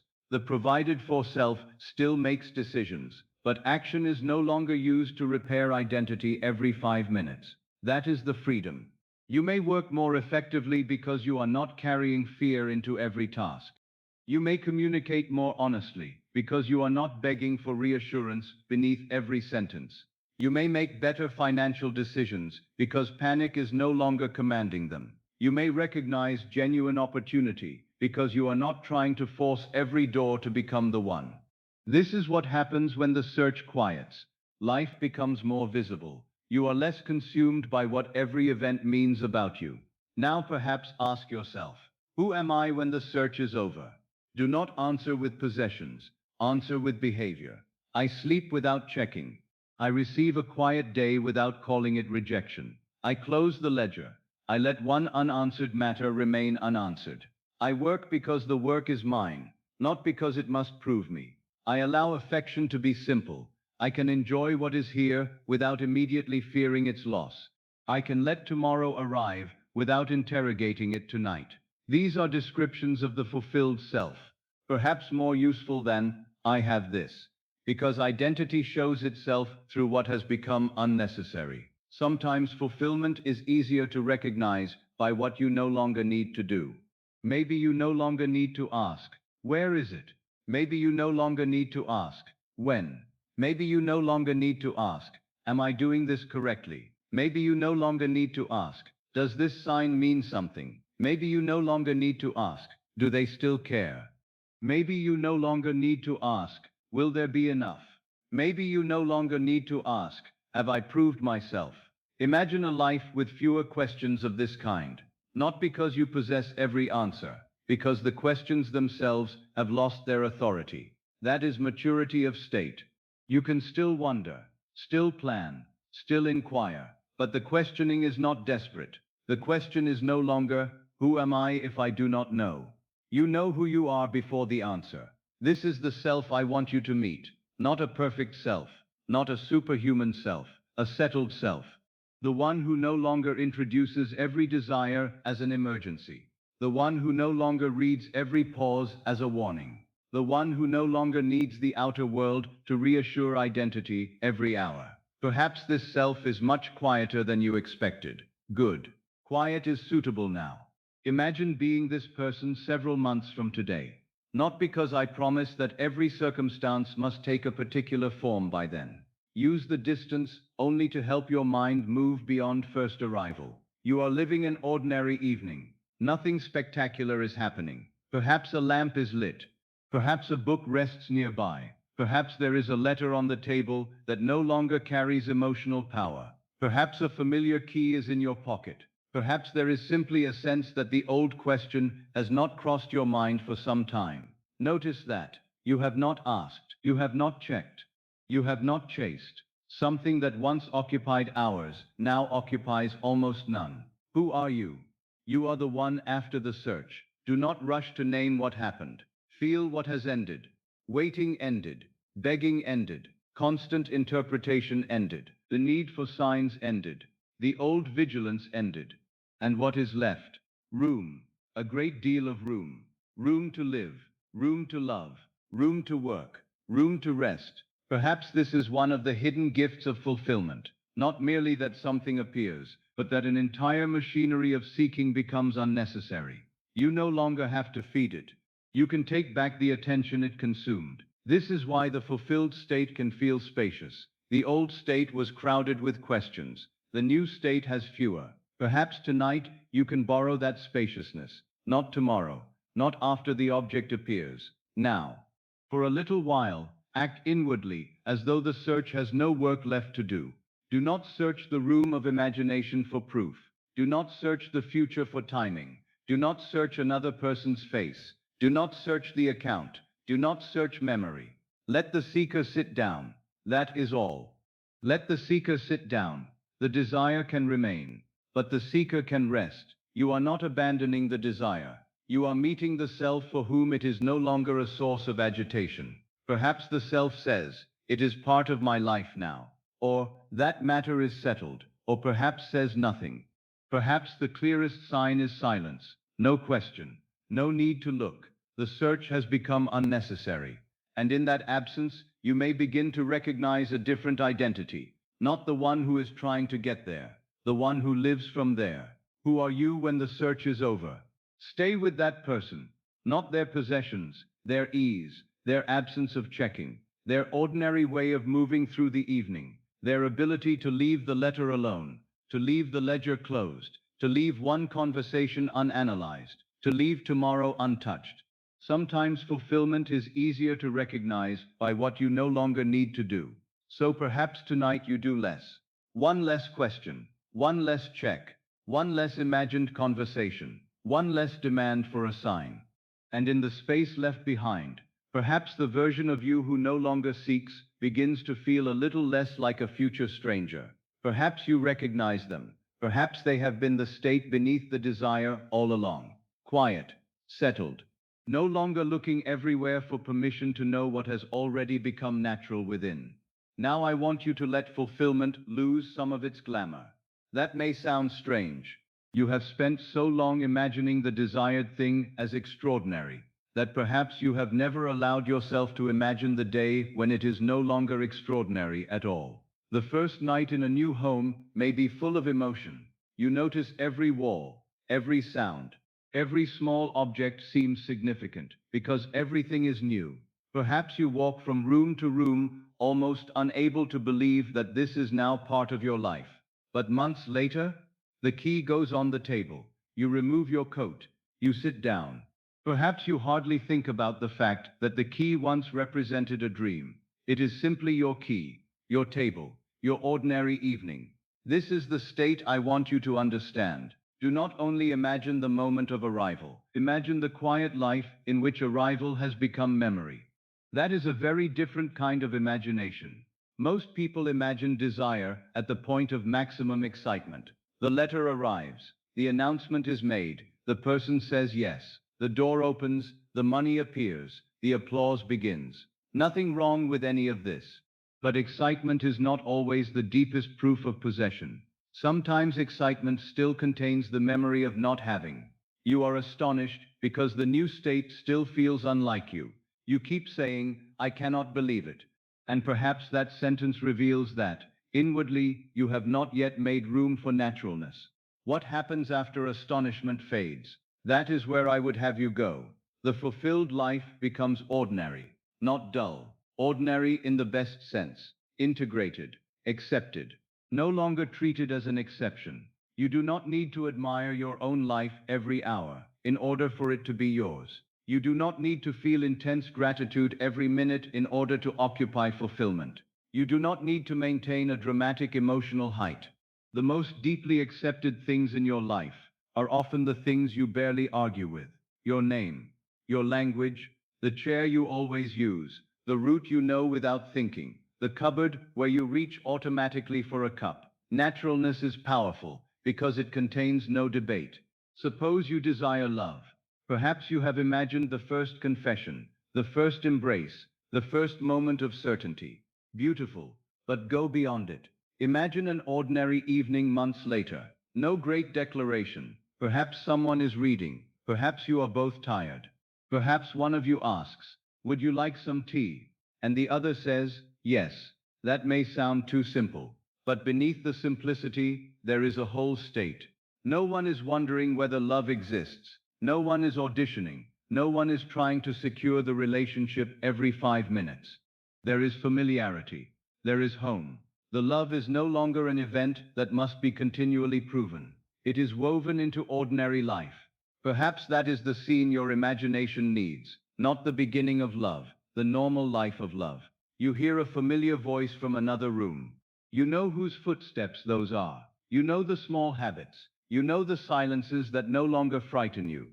The desire has become environment, and because it has become environment, your nervous attention no longer clings to it.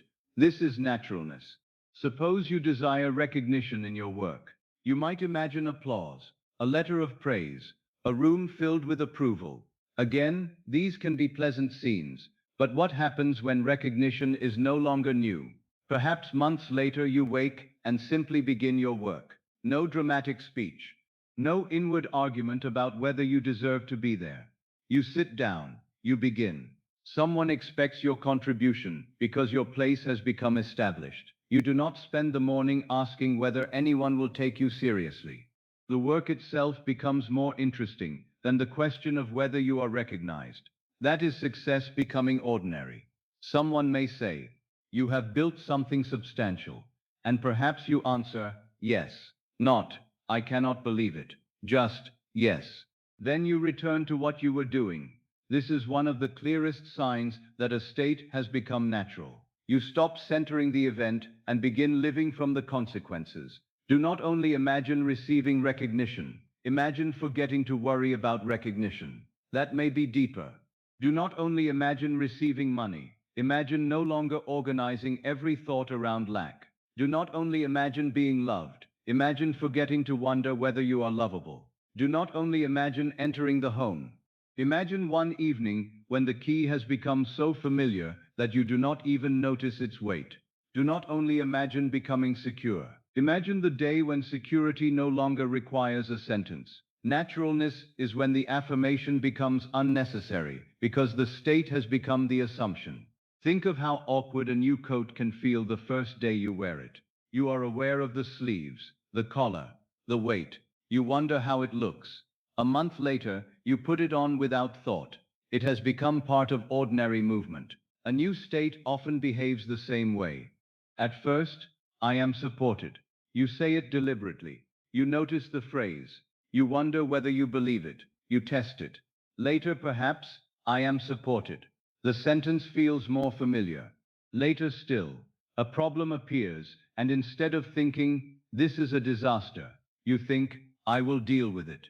You may not even remember the affirmation, but the state is there. That is what you are moving toward. The words are scaffolding. Naturalness is the building. Do not worship the scaffolding. Use it until you can live inside. The same is true with imagination. At first, you deliberately create the scene. You hear the voice. You feel the key. You imagine the room.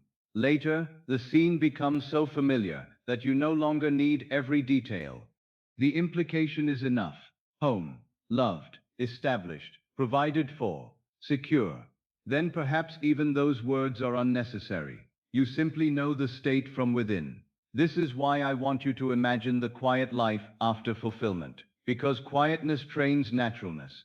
Imagine the first night in the new home. Excitement. Now imagine the 100th night. You put the key on the table. You perhaps sigh from an ordinary day. You know where everything belongs. Nothing in you asks, "Will they take this away?" The home is no longer a visitor in your imagination. It is residence. That is deeper. Imagine the first day you are recognized for your work. Excitement. Now imagine the ordinary Tuesday months later. Someone asks for your opinion because your place is established. You give it. Then continue. No fanfare. That is identity. Imagine the first moment of secure love, intensity. Now imagine a quiet evening months later. You say goodnight and do not wonder whether affection has changed during the day. You simply sleep. That may contain more fulfillment than a dramatic declaration, because no search remains. No proof is required. No extraordinary feeling is necessary. The desired life has become ordinary enough to rest inside. This is what many people miss. They imagine fulfillment only at the moment when the old state is still being contrasted with the new. I was poor, and now I am rich. I was alone, and now I am loved. I was overlooked, and now I am recognized. The contrast creates emotion, but the contrast also keeps the old state nearby. Go farther. Imagine the point when you no longer constantly compare. You do not think, I used to be unloved. You are simply loved. You do not think, I used to struggle. You simply handle your affairs. You do not think, I used to be invisible. You simply do the work. Fulfillment has become independent of its opposite, that is naturalness. Perhaps tonight you can ask, what would this desire feel like if it had been part of my life long enough to stop surprising me? This question can soften everything. If abundance stopped surprising you, how would you behave inwardly? Perhaps more calmly. If love stopped surprising you, perhaps you would not clutch it. If belonging stopped surprising you, perhaps you would not apologize for your presence. If success stopped surprising you, perhaps you would not become intoxicated by praise or devastated by one criticism. If peace stopped surprising you, perhaps you would no longer check whether you still felt peaceful. Do you see how the end becomes quieter as it becomes more real? Naturalness does not shout, look what I have. It says, this is my life. That is enough. The mind trained in pursuit may resist this because pursuit enjoys drama. It likes the chase, the breakthrough, the dramatic arrival. It believes fulfillment must feel enormous. But perhaps the deepest fulfillment feels like the end of drama, not because life becomes lifeless, because the question ends. The thing is no longer psychologically held at arm's length. It belongs. A familiar key does not need applause. A familiar hand does not need astonishment. A familiar vocation does not need constant permission. A familiar state does not need to announce itself. This is why the ordinary is so useful in imagination. The ordinary tells the deeper mind, this belongs here. Imagine a man who suddenly receives a great sum of money and spends every night staring at the amount in disbelief. He may possess the money outwardly, but inwardly wealth still feels foreign. Another man receives greater prosperity, and after some time begins making calm decisions. He plans, he gives, he saves, he spends wisely. The money is no longer a spectacle. It has entered the structure of his life. Which one more deeply represents provision? Often the second, because provision has become behavioral normality. Imagine someone who enters a loving relationship but continuously asks, do you still love me? Are you sure? Has anything changed? The relationship may exist outwardly, but inwardly love still feels unusual. Now imagine months later, when a quiet evening requires no reassurance. The silence does not threaten. That is love becoming natural. Imagine someone who succeeds but checks every morning to see whether the world still approves. Success remains fragile because it is still treated as borrowed. Then imagine the one who works without constant self-observation. Recognition is welcome. Criticism is useful where true. But the state of value is no longer rented by the hour. That is naturalness. And naturalness is where desire stops feeling like a visitor. Perhaps this is what you should imagine tonight. Not the desire entering, the desire unpacked, the desire having lived there long enough to know where things belong. This is a strange image, but useful. Imagine fulfillment no longer standing at your door with luggage. It has moved in. The suitcase is gone. The clothes are in the drawers. The coat hangs where it always hangs. No one says welcome, because welcome happened long ago. This is residence. Your consciousness is not hosting the state for one evening. It lives there. Suppose your state is security. What does security look like when it has unpacked? It looks like sleep. It looks like one unanswered letter, not being enough to destroy peace. It looks like not rehearsing catastrophe. It looks like planning without panic. It looks like the end of constant readiness. Suppose your state is love. What does love look like when it has unpacked? It looks like receiving. It looks like not testing. It looks like not making affection prove itself in every conversation. It looks like being able to enjoy closeness without immediately imagining loss. Suppose your state is provision. What does provision look like when it has unpacked? It looks like financial attention without fear. It looks like the belief that one problem does not define the whole future. It looks like capacity to receive opportunity. It looks like room. Suppose your state is success. What does success look like when it has unpacked? It looks like doing the work without continually asking whether the work validates you. It looks like responsibility, confidence without display, growth without humiliation, a natural place. This is the life after arrival. Do not only imagine the moment of arrival. Imagine the quiet life in which arrival has become memory. Perhaps you can even imagine someone referring to the old desire in past tense, not dramatically, casually. You used to worry about that all the time. You answer, I know. It seems strange now. Then the conversation moves on. Notice how powerful that is. The old problem is no longer sacred. It is almost uninteresting. That is one sign that consciousness has moved beyond it. Or someone says, you remember how much you wanted this place? You smile. Yes. Then perhaps you place the key on the table. Nothing more. The past is acknowledged. The present is ordinary. Or, you once wondered whether your work would ever find its place. You answer, I remember. Then continue your work. The state is established. The imagination need not create fireworks. A quiet memory can imply completion. There is another advantage to imagining ordinary fulfillment. It prevents you from treating the desire as something too magnificent for your life. Sometimes people imagine their desired state so dramatically that they unconsciously make it more distant. They picture it surrounded by a glow. Everything perfect, every feeling elevated, every person admiring. Then ordinary life feels unworthy of the dream. But if you imagine the desired thing inside ordinary life, you begin teaching yourself, this can belong here. This can coexist with washing dishes, with reading a book, with a rainy afternoon, with work, with errands, with quiet conversation, with boredom, with laughter, with tiredness. Fulfillment does not have to live on a stage. It can live at the breakfast table. That is naturalness. Perhaps love is not a constant emotional crescendo. Sometimes it is knowing which cup another person prefers. Perhaps prosperity is not constant excitement. Sometimes it is paying for something necessary without inward collapse. Perhaps success is not constant praise. Sometimes it is finishing work and feeling satisfied. Perhaps home is not constant gratitude. Sometimes it is knowing where to find a blanket in the dark. These details make fulfillment inhabitable.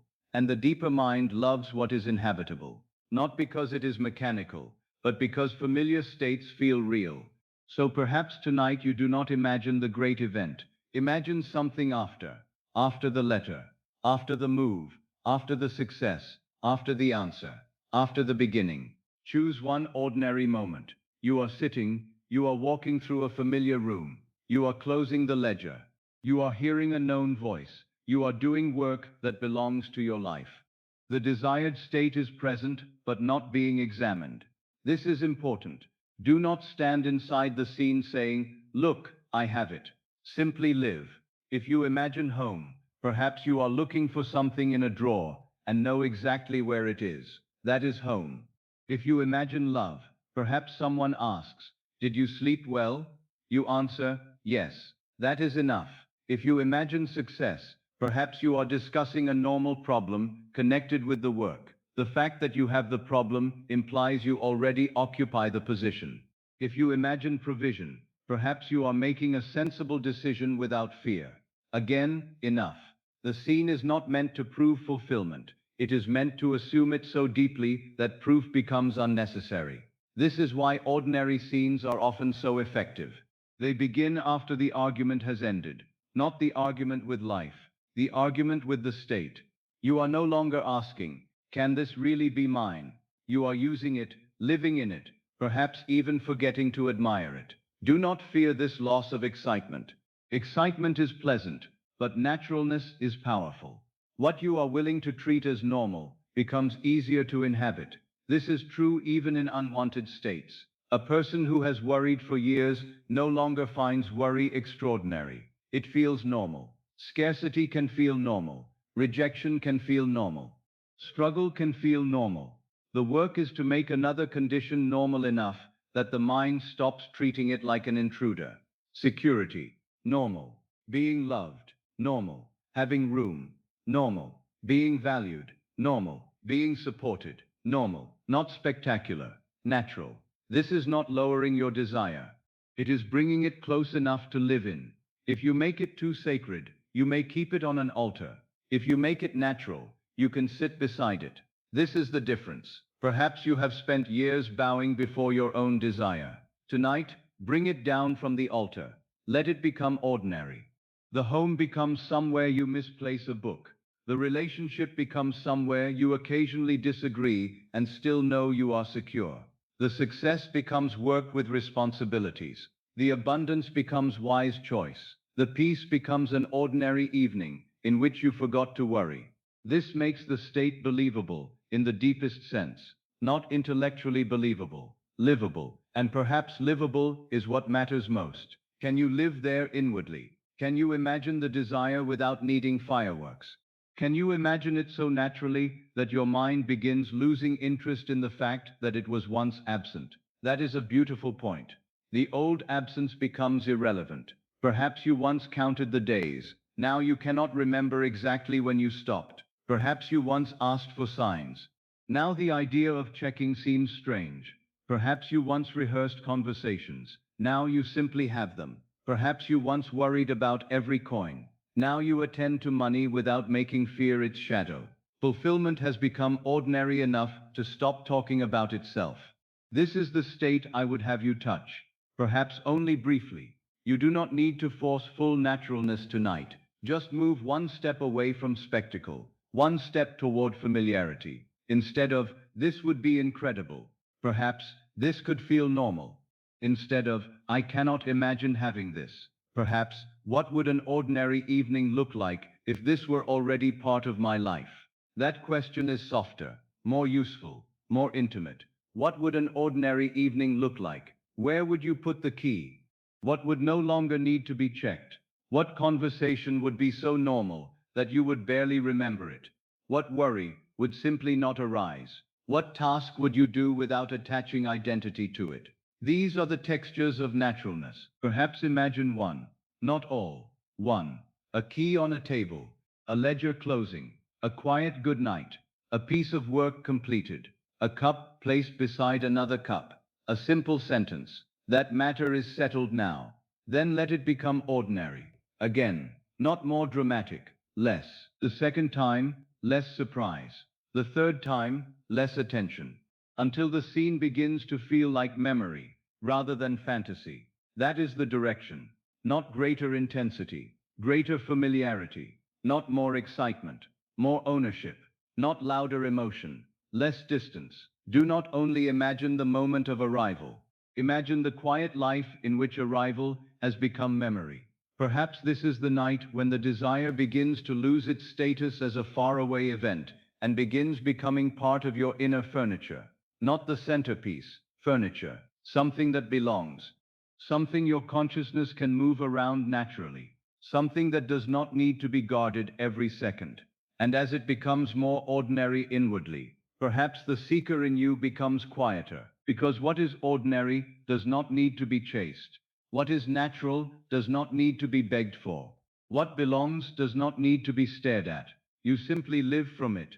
A familiar key, a familiar room, a familiar love, a familiar capacity, a familiar peace. Let fulfillment become that familiar, quiet enough to stop astonishing you, near enough to stop appearing impossible, ordinary enough to feel like life.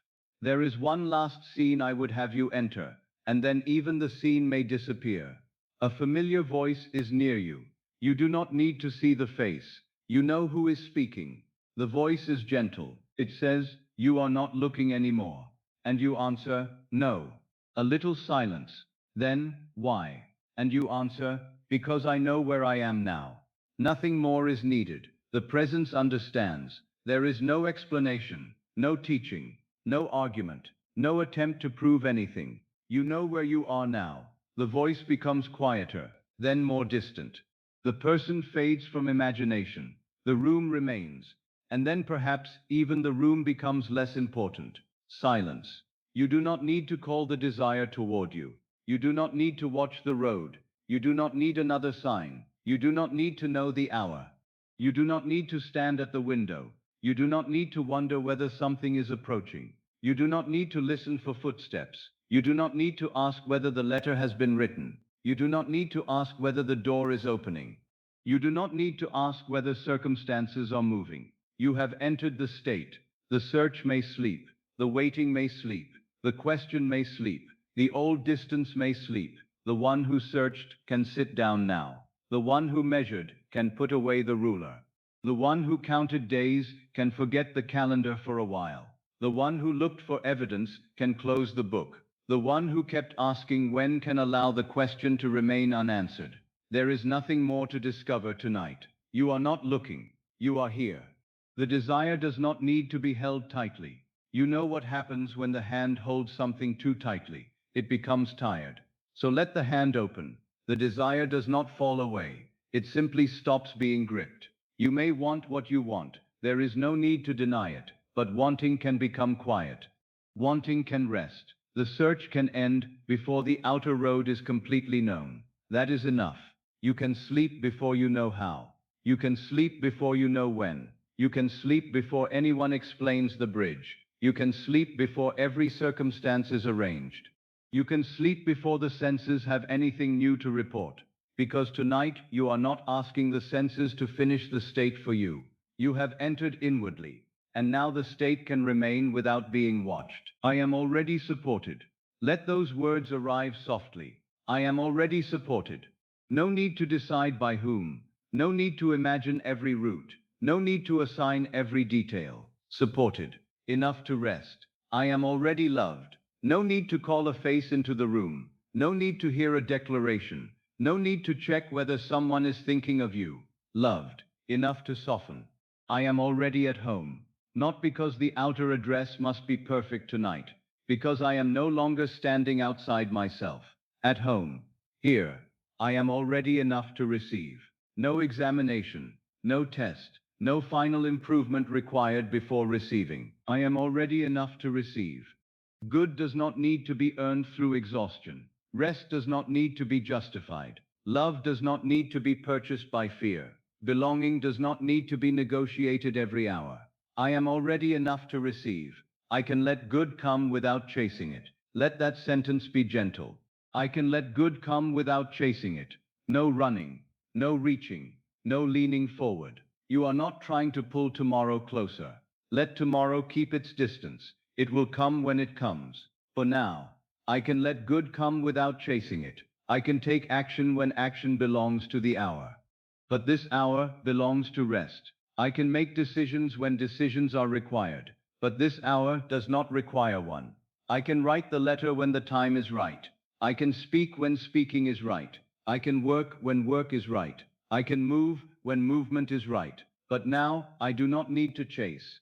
The body may be still. The mind may become still in its own way. No need to make it still. Only less pursuit, less following, less carrying.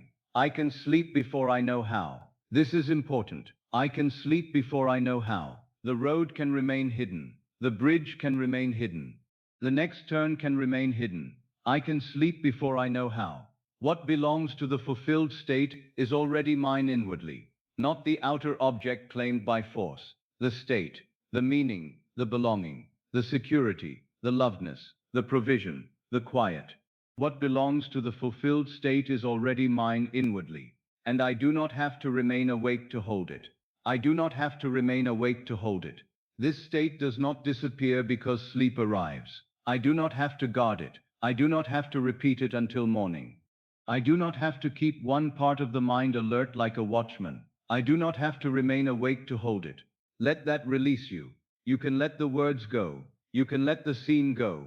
You can let the desire itself become less defined. You know what it meant. That is enough.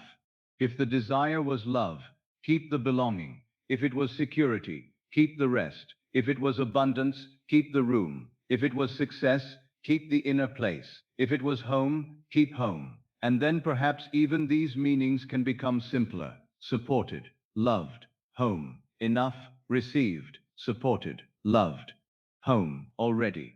You do not need to know which comes first. Received, supported, loved, home, already. The words can move around. No order, no method, no requirement. Already, home, supported, received, loved. Perhaps only one word remains for a few moments. Already, no distance. Already, no waiting. Already, no need to call it. Already, no need to ask whether you are allowed to occupy it. Already, and then, home, home. There is no threshold now, no door to knock upon, no hallway, no one deciding whether you may enter. Home. You know where you are. Home.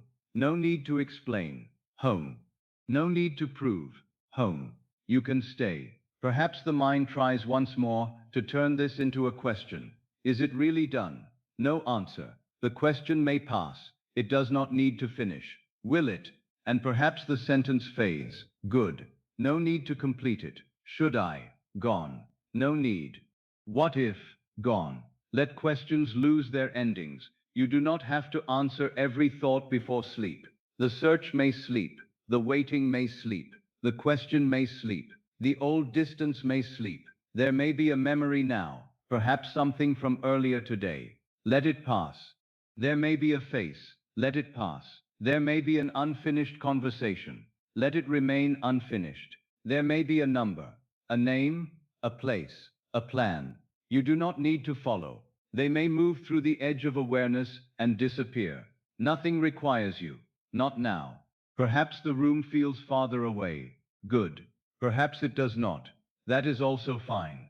No need to inspect drowsiness. No need to measure how close sleep is. Sleep does not need to be chased either.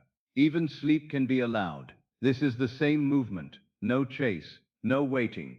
Home. Already. No chase. No waiting. Home. Already. The old habit may say, but I need to make sure I fall asleep in the right state. Even that can rest. You do not need to make sure. You have already chosen enough. You have already entered enough. Nothing depends upon a perfect final second. If another random thought comes before sleep, nothing is ruined. If the scene disappears, nothing is ruined.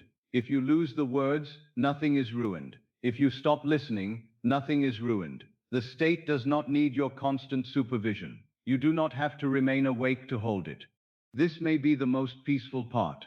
No watchman, no one standing guard, no one counting repetitions, no one checking whether the feeling is strong enough. No one asking, was that imaginal act correct? No one asking, did I believe it enough? No one asking, did I feel enough? Enough, enough. That word can become soft. Enough. You have done enough for tonight. You have thought enough. You have asked enough. You have searched enough. You have imagined enough. You have waited enough. Enough. Now. Received. Not because you are forcing the world to say yes. Received as state. The state is received. Belonging received. Safety received. Love received. Room received. Quiet received. You do not have to reach again. Received. Supported. Loved. Home. Already. Perhaps the word received disappears. Supported. Loved. Home. Already. Then supported becomes softer. Supported. You do not need to carry the whole future tonight. Supported. You do not need to know who moves first. Supported. You do not need to solve anything in advance. Supported. Then loved. Loved. No audition. No proof. No one to chase. Loved. No need to repeat. Loved. Then home. Home. No outside. Home. No threshold. Home. No waiting room. Home. Then already. Already. No future tense. Already. No road. Already. No distance. Already. The words may become slower now. Do not follow each one if you do not want to. You are not studying. You are not memorizing. You are not trying to understand. You may let entire sentences pass unheard. They can move like sound through a room you no longer need to attend to. Only the state matters, and even the word state is becoming unnecessary. You know what it means: a place inwardly, a quiet position, a settledness. Perhaps here. That may be enough now. Here. Not there. Here. No journey. Here. No arrival. Here. No effort. I am here. Then perhaps only here. The desire once seemed somewhere else. Now the state is here. Here. The old self once looked beyond the horizon. Here. The old self once waited at the door. Here. No door. Here. Perhaps now. Mine. Not possession in the sense of grabbing. Mine in the sense of accepted. Mine in the sense of no longer foreign. Mine in the sense of belonging in consciousness. Mine. Peace is mine. Belonging is mine. Loveness is mine. The capacity to receive is mine. The state is mine inwardly. No one needs to hand it to me at this hour. Mine. Then, peace. Peace. Not created, not forced, not earned. Peace. The end of the search for this moment. Peace. The end of the question for this moment. Peace. The end of standing outside. Peace. You do not need to make peace happen. Peace is what remains when you stop requiring another answer tonight. Peace. Here. Mine.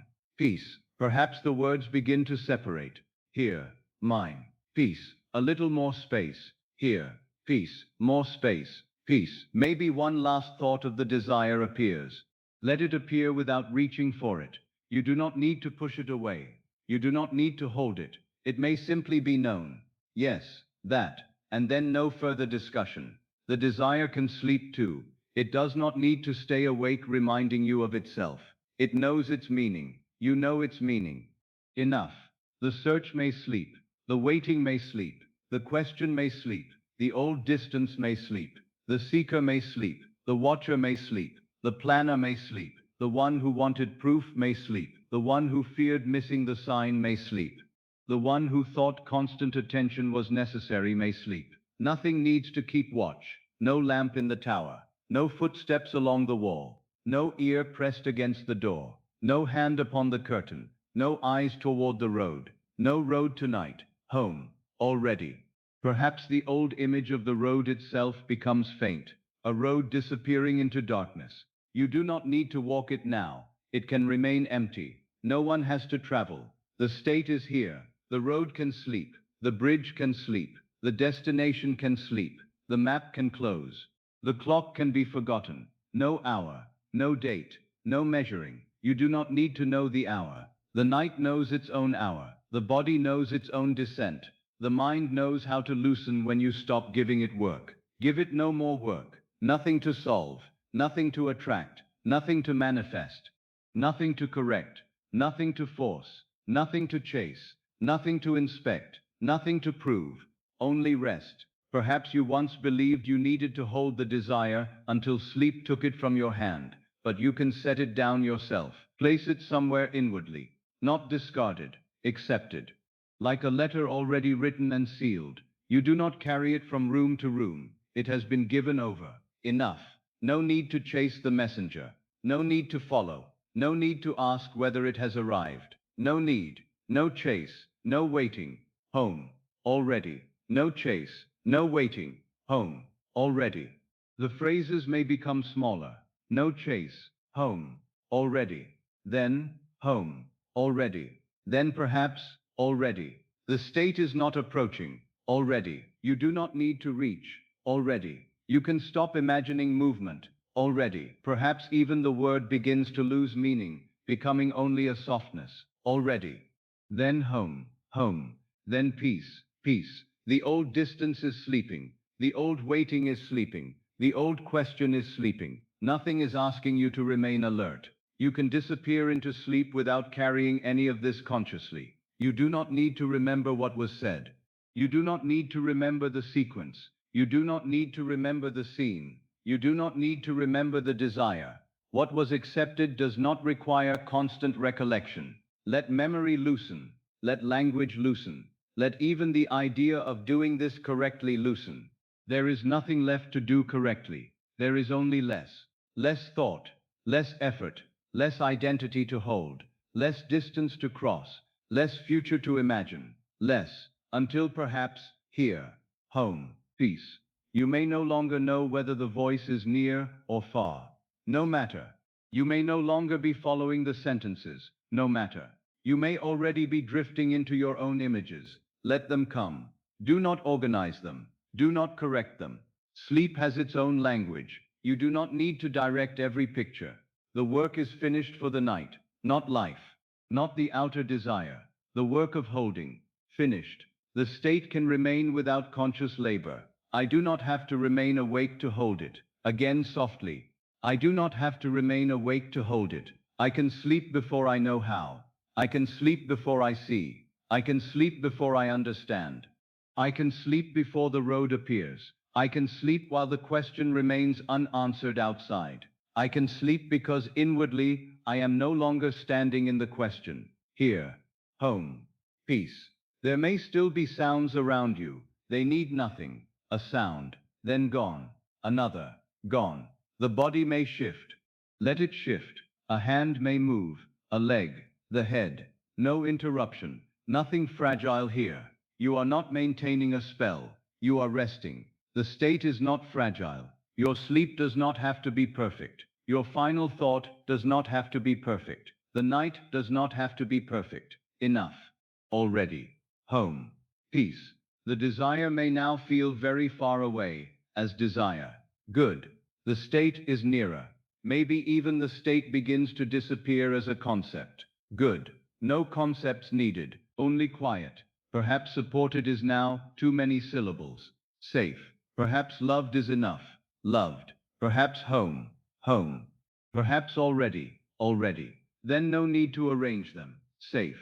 Loved. Home. Already. Or home. Safe. Already. No right order. No wrong order. Only meaning. Then less meaning. More quiet. No chase. No waiting. Home. Already. The mind may float between wakefulness and sleep. Let it float. No need to know where you are in the process. The border can remain unnamed. Nothing to achieve. No arrival into sleep. Sleep arrives without applause, like evening becoming night. You do not see the exact second. It simply becomes so. Let it become so. The search may sleep. The waiting may sleep. The question may sleep. The old distance may sleep. Perhaps now only. Here. Mine. Peace. Here. Mine. Peace. The word mine can fade. Here. Peace. Then here may fade. Peace. No need to say peace. You know. Quiet. The desire has no argument left. The seeker has no road left. The watcher has no window left. The question has no answer to demand tonight. Everything may remain unfinished outside. And still, home. That is enough. Perhaps there is nothing more to add. No new idea. No new instruction. Nothing to remember. Only the descent. Already. Home. Peace. Sleep. Again softer. Already. Home. Peace. Sleep. The words need not stay together. Already. Home. Peace. Sleep. Perhaps.